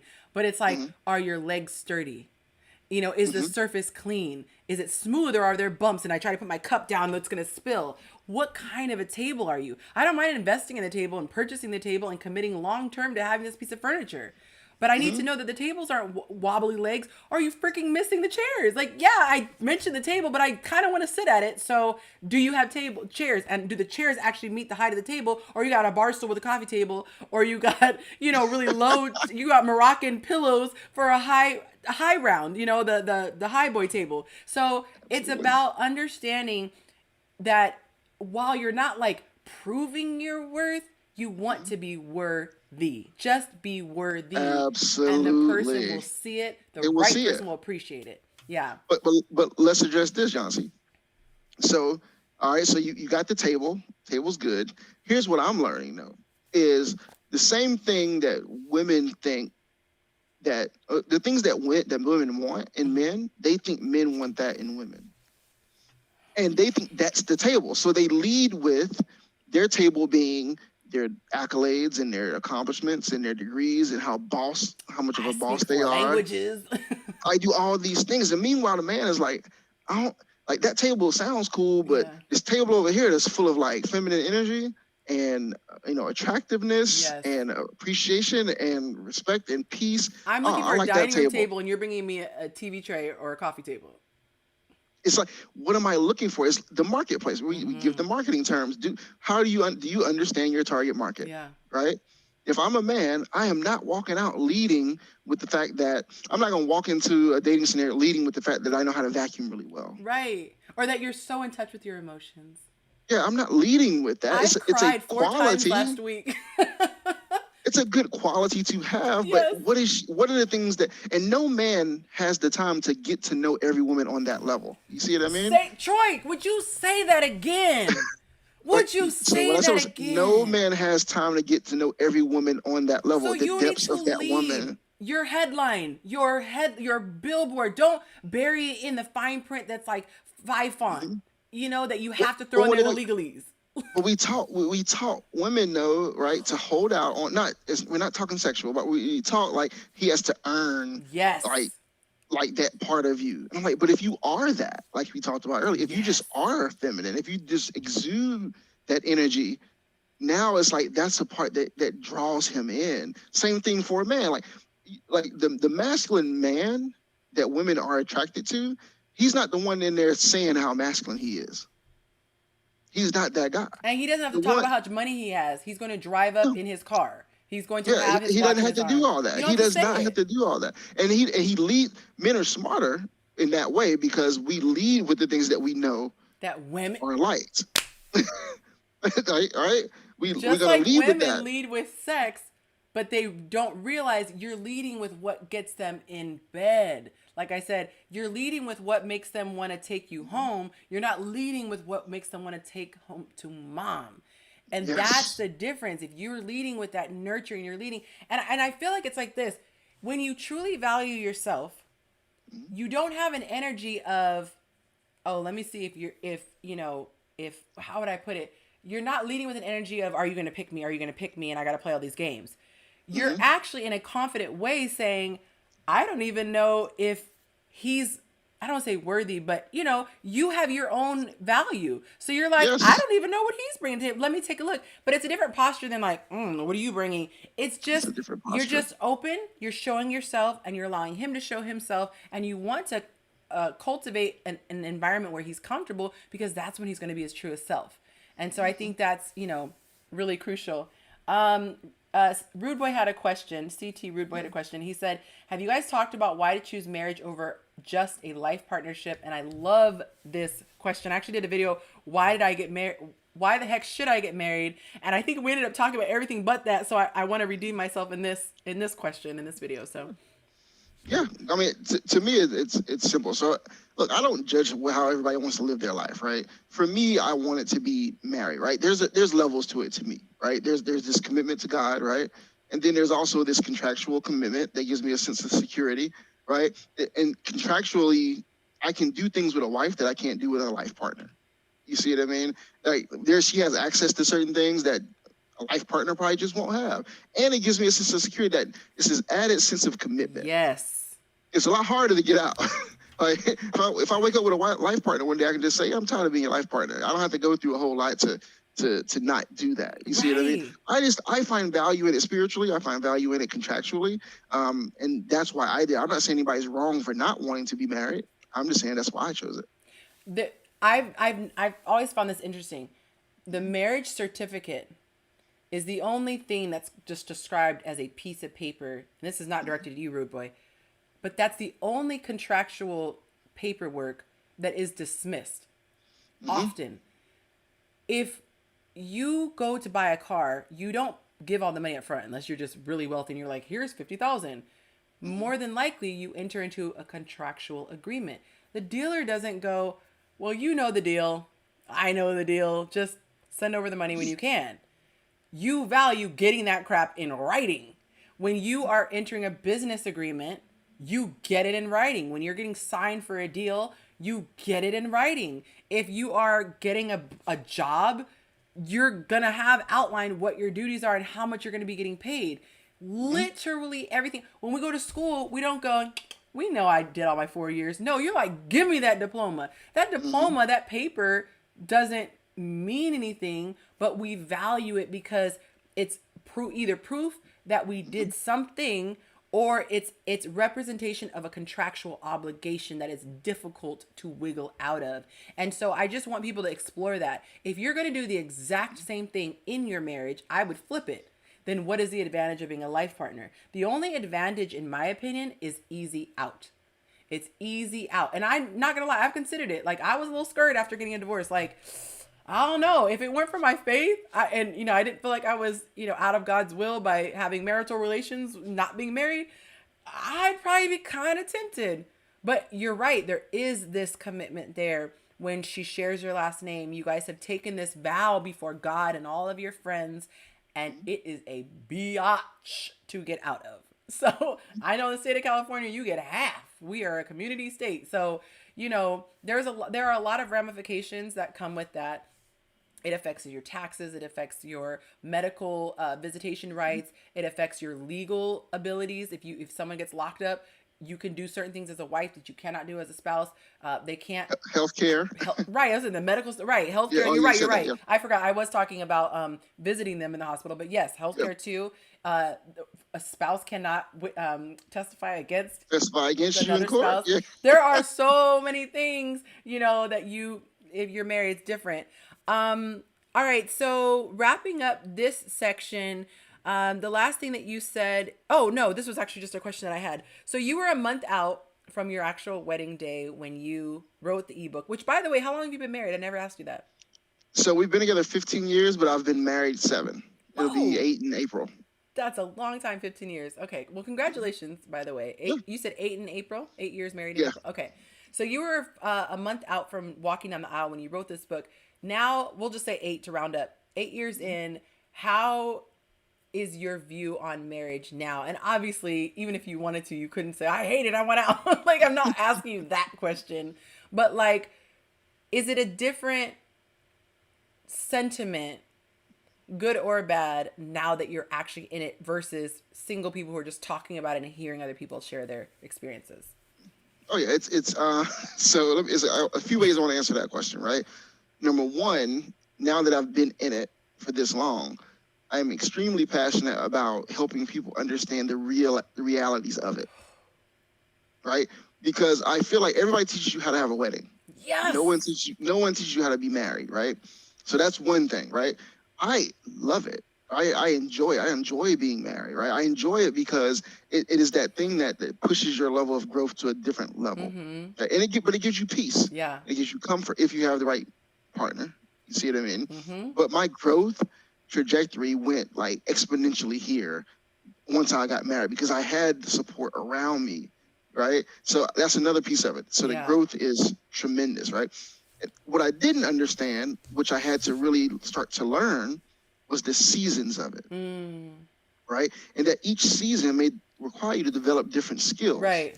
So some you might be in a season of, I got to be more understanding, right? I had to be more responsible in this season. Right. It's surviving the seasons of marriage, no one really prepares you for, right? Like the season of, there might be some seasons where you're having a ton of sex, You know, there'll be other seasons where everything is just taking over and you're not having nearly as much. And you're like, Yeah. how do I navigate this?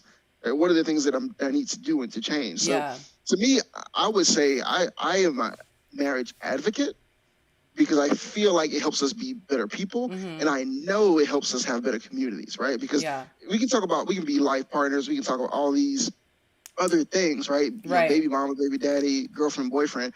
But when you're kids, this is what has really changed my thought about it. Is kid. Yeah. I only have one child, but when they see and have the security of two people every In day the same home. sacrificing for each other, loving each other, showing them the ups and the downs of it as well, right? But I think kids change it, the whole dynamic. It makes you value it even more because I watch my daughter Yeah. and I watch how she watches us. You see what I mean? Yeah. That makes you so conscious. Like you're like, hey, I really want to be a jerk in this way, but she's watching right now, so I And really she's can't going to do it. So, emulate that.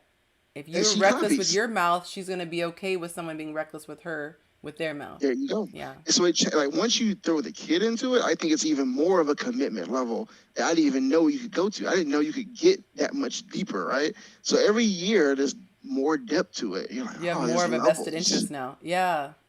There's levels to it. So Yeah. and hopefully that answers your question. Like it's definitely it's my idea of marriage has changed Yeah. in a good way. Okay, that's awesome. So we have one last question. If you're still okay on Yeah, time, okay, I'm yeah. gonna keep giving you outs. So I'm gonna ask you guys a favor really quick. I know this is a little disjointed from my questions, but if you guys can help with the algorithm again, you guys are awesome. I can already tell the difference with the likes. If you haven't liked this video already and you're new here, please hit that like so YouTube gets that little bat signal to send this out to more people because we still have more good stuff to talk about. Hit that like, please. And if you guys are new, comment your city and state. Let me know where you're watching from. And if you're not if you're watching, obviously I see you're watching. Those of you watching, please comment what your favorite piece or your aha moment has been so far. Let us know what your aha moment has been so far, and also let us know how you're enjoying Troy. This is the irony. So YouTube really likes it when there are comments because they're saying, "Oh, these people are engaged. They're engaging," because they don't, it's not a person that can't stay watching. But the thing is, when the better a speaker is, the more it lulls people into like just you're watching Watching. because you're taking it all in, right? So it's kind of like, unfortunately, I have to be the whole, okay, let's tell a little bit, But guys, I'm learning this. So thank you so much, you guys. I see the comments coming in. All right, so I have a question about therapy. I heard some guy say, and oh my God, it just broke my heart because I'm like, no, this is not how you think. What do you say to the guy who says, and I'll say what the guy said, if I cannot fix my relationship and I'm in the relationship, how in the hell is a third party supposed to help me? And obviously you're biased because you're a certified coach and Mm-hmm. therapist. But what do you say to that guy who feels like he's in some way lowering himself by going to couples therapy or even personal therapy? Yeah, so the first thing I would do is just give the analogy. If you're riding in your car and it breaks down, and it breaks down, you would go to a mechanic to get it fixed, right? Just because you can't fix the car on your own doesn't mean something's wrong with you. It just means that you're not an expert in that space. That's all it means. We go to experts for everything else but mental health. How crazy is that? Right? We'll go to a barber. Right? Most people don't cut their own hair. Right. Most people don't do their own nails, like as women, right? It's you go to people who specialize in certain things Be- because you need a third party. and you haven't Because if told yourself that you're versed at it. that's it. You're not. And here's the thing: if you were so great at it, you would be doing better at it. There you go. And there you go. That's it. You could kind of And flip it then. You would say, obviously, if you're doing so great, I like that. Obviously, if you're doing such a bang up job, then why are you in this problem? Clearly, why this are is you in this showing you. situation? So that's what I mean. I am such a huge advocate for, therapy and coaching and things like that. I mean, I think, therapy and coaching are two different things, but at the same time, they're both rooted in that reflection piece, right? That helping you to see deeper than just the surface. Yeah. And so to me, I encourage men, especially because men usually don't have a place to explore themselves like that. You And see, it's they so, don't have those safe places. and I was going to say, this is interesting. Sherelle, are you listening? She already knows what I'm talking about. I'm going to do the little wink, wink, wink. I'm not having a seizure, guys. I'm just winking at Sherelle. Mm-hmm. But men definitely need a safe place to be able to unpack and look at things, and also everyone hates it when I use the term toxic masculinity because people have used it incorrectly. But I like to call toxic masculinity the world telling men what masculinity is, but it's false. So any lies that are associated with being a man, so it's not the man at fault, it's the lies being told to the man, which makes the man a victim. But men need to understand that one, it's okay to look for help outside of yourself. It's not a sign of weakness, and then it feels freaking good when you get that to that place. What is the difference, I'm curious, between coaching and therapy? Because I do kind of use them. So number one is it's school, right? It's the schooling and the programs, right? So therapists are going to take way longer time in school, their licenses, things like that. But I think the other piece of it is most times therapists are are usually going to your past, right? So they're digging into your past. They're trying to understand more about, what you've been through as a child. What are the things that created those triggers and things like that. Their backstory. A coach is like, here's where you are. Here's where you want to be. Here's the path to get there. Okay, so you could theoretically have a therapist unpack the backstory and then a coach to be like, all right, get your ass out there. That's it. That's essentially, a lot of people have a therapist. And a lot of my clients have a therapist, and then I'm their coach. Got you. I love that. I absolutely love that. All right, so the very last section, and thank you guys for the comments coming in. I do appreciate it. And they are confirmed, like, yeah, Troy's spitting gems over there. So good stuff, Appreciate man. And again, don't forget to have me put your information in the description. All right, so learning to love her better. You listed out 5 tips on how to love her better. Sherelle said, women have so many resources and opportunities, but it's rare for men to have. Yes, definitely. All right, so I'm going to kind of alley-oop you. I'm going to hand them to you, and then you can unpack them if you wouldn't mind. All right, so we have the very first one. No, I am not on. Hold on one second. What am I on? Oh, my bad. I thought I had them written out for each one, but I was rushing, so I didn't. Okay, so we're just leaving it on the screen. So learning how to love her better. Number 1, you guys, there are 5 total if you want to keep track. The very first one, you said, make telling her you love her a habit. And I'm sorry, let me preface this. Ladies, most of the beginning of what we talked about for these 2 hours has been geared towards you. Men usually listen because they're affirming, like, yep, they're nailing it. That's correct. Okay, let me forward this to my girls in my life. Okay, the women in my life. But this segment is specifically for the men predominantly, and then of course women, you can listen and then take notes. So and co-sign and see if this is correct or if you want to add to it. So 5 ways you can love her better. You said number 1, make telling her you love her a habit. Why is this so important? Yeah, to me, it's that that expressiveness matters, right? And that confirmation continues. A lot of times women question themselves a lot, right? It's hormones, it's what the world does to them, it's all these different things, right? But what she needs is for you to know it and for you to then say it. Yeah. A lot of times as men, we're like, well, I show you every day, don't I? Right? It's like I show you all the time. I go to work every day. I bring home the bacon. I do all these things. But no, sometimes she just needs to hear it. Those words are powerful. Hear it. Yeah, words are very, like, she needs to hear it. And just like she needs to hear that she's beautiful. Yeah. Right? It's like one thing to say, I look at you every day, right? It's another thing to say, you look beautiful today. Those are different things. So it's a simple thing, but I think it makes a big difference. Yeah, I love that. And I think that, I don't want to throw him under the bus, but I want to say this. I remember my ex-husband, because he's very practical. Men are, tend to be very practical and all that stuff. And so I remember telling him I would go out some places and, men would be, hey, girl, da-da-da. Oh, you're married? Well, are you happy? I mean, they would just come on to me left and right. And I would come home and crickets. Now, mind you, like I told you, I was a hot mess. So, you got to give him that out. But I remember saying to him, how come you never tell me I'm beautiful, or that you think I'm beautiful, or you don't really fuss over my clothes? Or my outfits. He's like, I literally gave you the biggest compliment ever. I married you. Like, obviously, I think you're beautiful. And although what he said practically made sense, it didn't scratch that itch. It didn't warm, my little soul. And so I think it's really important that, that men understand that.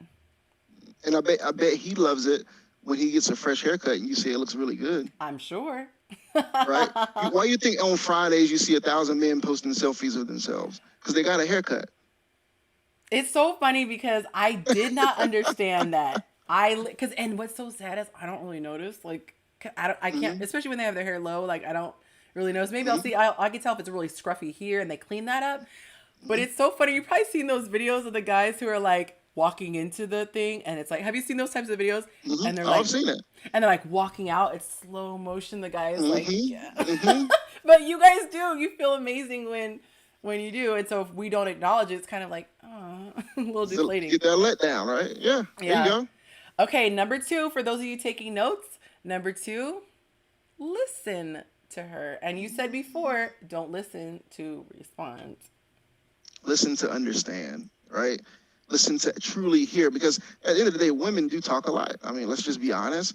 But sometimes they just want you to be the ear, right? They want to just get off their chest. And I had to learn this. Like I did not know this at first. No, Mr. So Fix It, now please. now what I do is I say stuff like, so what do you need from me in this moment? Yeah. Right? What is it that you're needing? Do you need a solution, or do you need me to listen? Yeah. And when they just want you to listen, give them the floor and just let her talk. Yeah. And then when she finishes, she'll be like, okay, I'm good. And she leaves. You see what I mean? But listening is such a key thing for men. And I think it goes against what we want to do, which is to fix things. To fix. Because you see it as, I just told you my problem, and it's just a natural inclination to want to fix it. What a woman sees it as is, you just let the air out of the balloon. The balloon was so full, it was too much pressure. And me talking it through, it's allowing, we see you as more of a sounding board. When we're venting, we're also processing the information, whereas you guys tend to want to do that processing on your own. You would never think of processing in front of, out loud to your woman. You process on your own, but you feel better when you do. But we just happen to process out loud. And I would say this, because there have been studies that say women speak way more than men, but I would say this: men talk a lot when they're interested in the topic. In the topic, I'm 100% in agreement. We'll Coming sit to and debate sports all day. Yes, sports, a barbershop, and y'all are ripping on each other, playing cards. Like, nobody's quiet. They going. Okay, number 3. Oh, I love this. And the women, say amen if this one is touching your soul. Number 3, kiss her and touch her just because. Yep, it's everything doesn't have to lead to sex, right? Those little touches are a form of foreplay, and they're a form of connection. Like touch, like if you notice, like couples that are in like sexless marriages and that don't have a lot of sex and stuff, usually they don't touch each other at all. There's no kissing, there's no hugging, there's no coming up behind her in the kitchen. No first There's base. there's no hand holding, none of that, because they've become so disconnected. Yes. But when you do those things, those are signals to a woman, right? Yeah. That I'm still connected to you. And you're not just trying to have sex with me. I was just going to say, it makes her feel, even if she loves sex and you're good at sex, or even great at sex, a woman wants to feel that she's more, if I could be crass, than a vagina. And when you only touch her body when you want to penetrate her, it makes her feel like all of her being is just summed up in her vagina. And that is not a fun feeling, just like a man doesn't want to be loved just for his wallet. All you ever talk about is how much you're spending. All you ever want to do is spend. That would be frustrating, because you're like, I'm more than the resources. Yes, it's a part of what I provide, but it's not all of me. You want to be appreciated for all the other things. Number 4, you said make her a priority. Yes, it's extremely important that she understands that she's at the top of this totem pole, right? I hate to say it, but she should be. She's your wife, right? Now, that does not mean that you don't have a life outside of her. Or value, yeah. Or value. Like, it doesn't mean that. It just means that sometimes you have to make a sacrifice for her happiness. And when she sees that, she will give you more space, I hope. A good woman, she'll give you more space to then do the things that you want. The problem comes in is when you always make her low on the priority, and then you want to do other things. You see what I mean? Let me get this straight. Mm-hmm. You're saying in a perfect situation, a woman steps back and lets the man lead when it comes to the ranking, pecking order. But that same man takes his leadership and then serves her? Yes. It's the cheat code. Evens it out. It evens it out easy. It's like you don't have to beg for permission to go somewhere if all week long you've made her the priority. She wants you to go somewhere. You see what I mean? It's when you haven't done that, and then you're like, but I want to go hang out with my boys, today. So it's Yes. like if you make her the priority and she understands, she feels safe in that space. And when Facts. she's safe in that space, you can get whatever you want. And it's that hypocrisy, that double standard. If you are okay with him taking a lesser, I'm just going to say it that way, role when it comes to happy wife, happy life, then you should also be okay with you taking a lesser role in the other scenario when it comes to like the structure. And the same thing when I would say a leader versus a boss. A leader leads by example and makes people want to follow. They just happen to look up and like, oh, you guys are following. And they're the front lines. You know, the old time generals, they would be the first ones on the battlefield, the front line.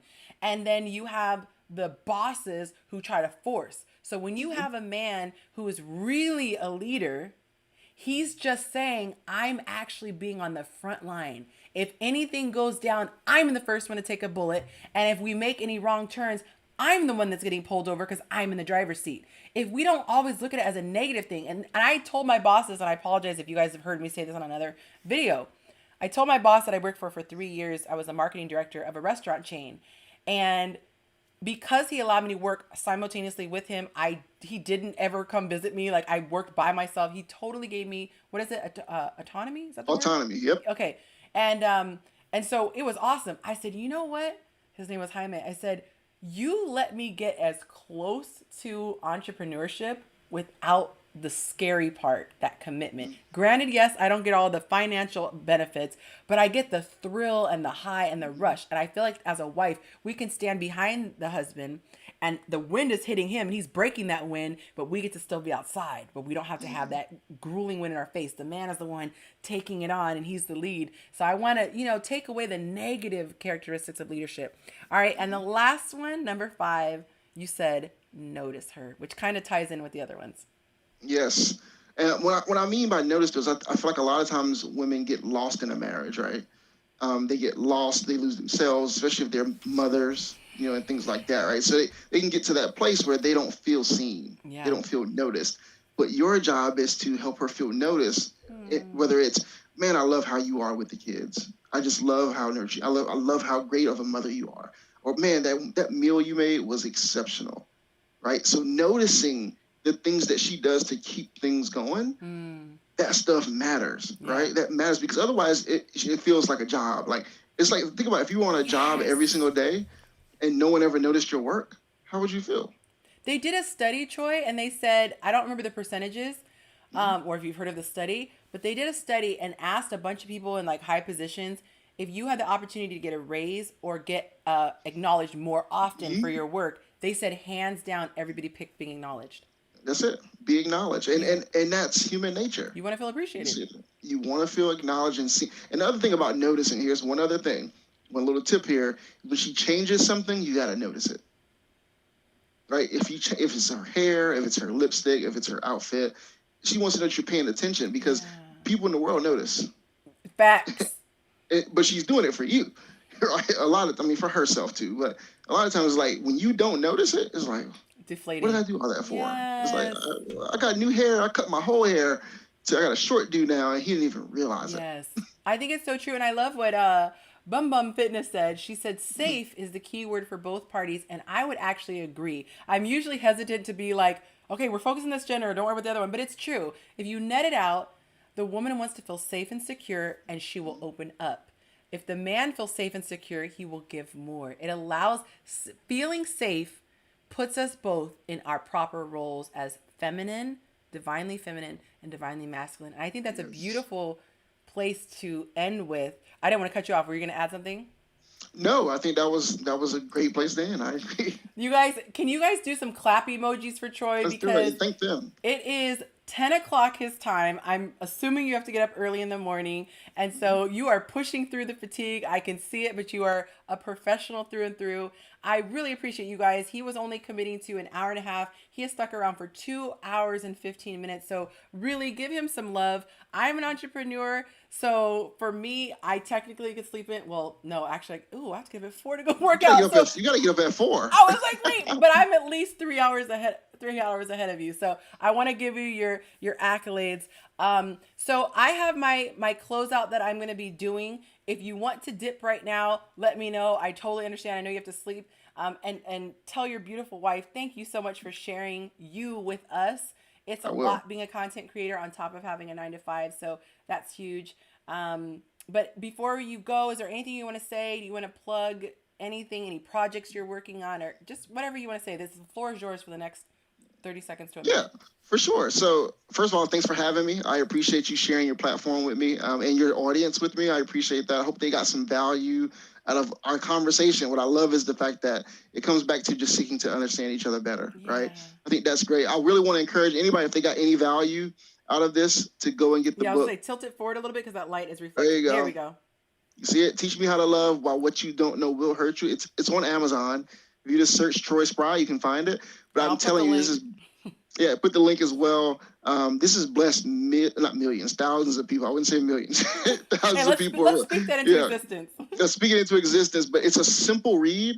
It's only like 100 pages, but I tell you, if you go read the reviews, you can get your own answer. Like, I don't have to sell it. I love Go that. read the review. Go get the read the reviews, and you'll understand that it adds a lot of value. And I think people should take a look at it. So, How thank can they you. I appreciate it. how Huh? can they get the ebook? Because I know you have your tangible book and you have your ebook. If You people know want, what? If somebody really wants that ebook, just tell them to send me a message on Instagram, and okay. I can shoot it to them via email. It used to be a lead on my website, Oh, but it is. I took it down. Yeah, but I have copies of it. So if Okay. somebody wants a copy of that ebook, I can send it to them via email. No I really problem. enjoyed it, guys. I actually used it as a guide for this, but it's just a not just, but I'm saying it's an outline. I really would recommend getting the meaty book, but it might Hmm. be a good conversation starter if you just want something quick while you're waiting for your book to arrive in the mail. So that's Yes. awesome. They're saying that it was valuable. We got a lot of clapping, a lot of thank Thank you. yous. Oh, she said it was a great read. So Sherelle listened to it. So I just Awesome. got my copy today. So I'm excited to unpack it, and I love being able to talk about it from my own experience. So I'm looking forward to being able to talk about it. Well, all right, sir. Thank you so much. I'm going to See wrap you up with later. everybody, but it has been so much fun. And I'm looking forward to the next time we talk. Let's do it. All right. Peace. See ya. All right, Bye. guys. Let me get my camera squared away. I had moved it for this one. So let me get it in better position. I apologize about that. Let's see. Y'all pray for me that I can get an assistant to be able to do all this techie stuff for me and help me out. All right, so let's get into the close. Make sure I didn't forget anything. Yeah. And thank you guys, by the way, for all the comments. I say this all the time.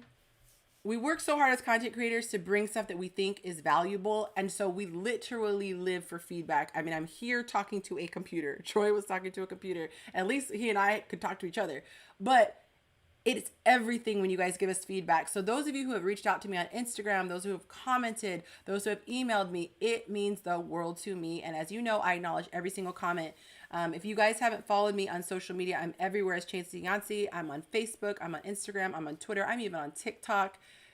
Yes, I am trying to do all the socials because I really want this to get out. And my passion is letting people know that there is another way. And this is a little bit of a departure from the relationship stuff that, we're talking about. But so many people have expressed that they don't feel whole. And we kept going back in this conversation talking about how you have to start at the beginning. The foundation is having a healthy spirit.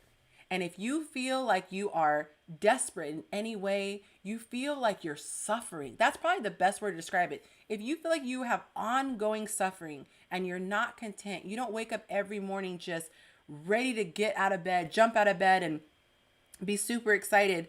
You said that's the Amazon link, but I don't see it. So hopefully you can paste it again, Troy, if you haven't already. Because that comment came in first. But, and maybe they don't let you because it's the comments and they might think it's spam. So just in case, remember that it's not there yet. But guys, if you don't wake up every day like, yes, I'm super excited, I know the reason why I'm here, and you're really excited to get going, let me know. Hit me up because I have an opportunity for you guys to get more information. And I'm also making a lot of content that's just going to be here for anybody who wants it. A lot of content specifically teaching people how to get the things that they need to be able to have the life that they want. A lot of times people think it's going to come from fame and sex and relationships and accolades, and it doesn't. So I want to really get into that and really hone in on those topics. All right, guys. So I'm going to close out here. I want to say that if you want to take an opportunity to advertise your business, this is a great, great, great platform to do it. Right now, we average hundreds of views, but that's just when it comes out. This is evergreen. This content is staying. We're not talking about current trending events. So these videos are going to be available for years to come, and people are going to constantly see your ad over and over again. So if you want to advertise, make sure you reach out on Instagram and start out with Sunday Night Live so that I know that you want to advertise, and I'll actually open the message. Like I said before, I'm able to do this content because of people on Patreon. It's amazing. People on Patreon get access to me differently than everybody else does. I go live with them, and most importantly, they get access to the Sunshine Club, and that's where we encourage each other every single day. And we do check-ins once a week where we talk in a group and we go over what we've done since the last week and see if we've hit our goals. So it's a lot of group coaching. And I also have available one-on-one coaching. If you guys want one-on-one, just hit me up via DM. Let's see. Yeah, I already said go to the Sunshine Club. Next week, I believe, and Sherelle, let me know if I'm correct, but we're going to be talking next week. Don't quote me, but I think we're talking about sex. Sherelle and I. She is a licensed professional. She knows what she's talking about. She's certified. And we're going to be unpacking a lot of things when it comes to what sex means, who you should not be having it with, what happens if you have it with the wrong person, and all the ramifications. So there's a lot to unpack. You'd be surprised at all the things that we're going to uncover next week. And in the meantime, watch my 2-part video that says you've been bamboozled, the truth about sex that the mainstream media has lied to you about. Okay, that's going to be good stuff. So that's going to be next week. Ignore that. That's not femininity in action. And then finally, thank you so much for watching, you guys. This has been awesome. I'm super excited. Thank you for all the likes and comments. And please, please, please go ahead and share. And this is the last thing. If you guys can do this, screenshot the thumbnail of this video, or even just screenshot right now. Hey, take a screenshot and post your thoughts. Post what you felt about this live stream on your Instagram or Facebook, and then tag me. If you tag me on Instagram, I will repost it to my followers. Okay, so let me know 2 things. It lets the word know, it gets the word out to more people, how you guys enjoyed the content. It spreads the word, that word of mouth. And also I'll give you guys some shine. All right, guys, until next time, please tell somebody that you love them.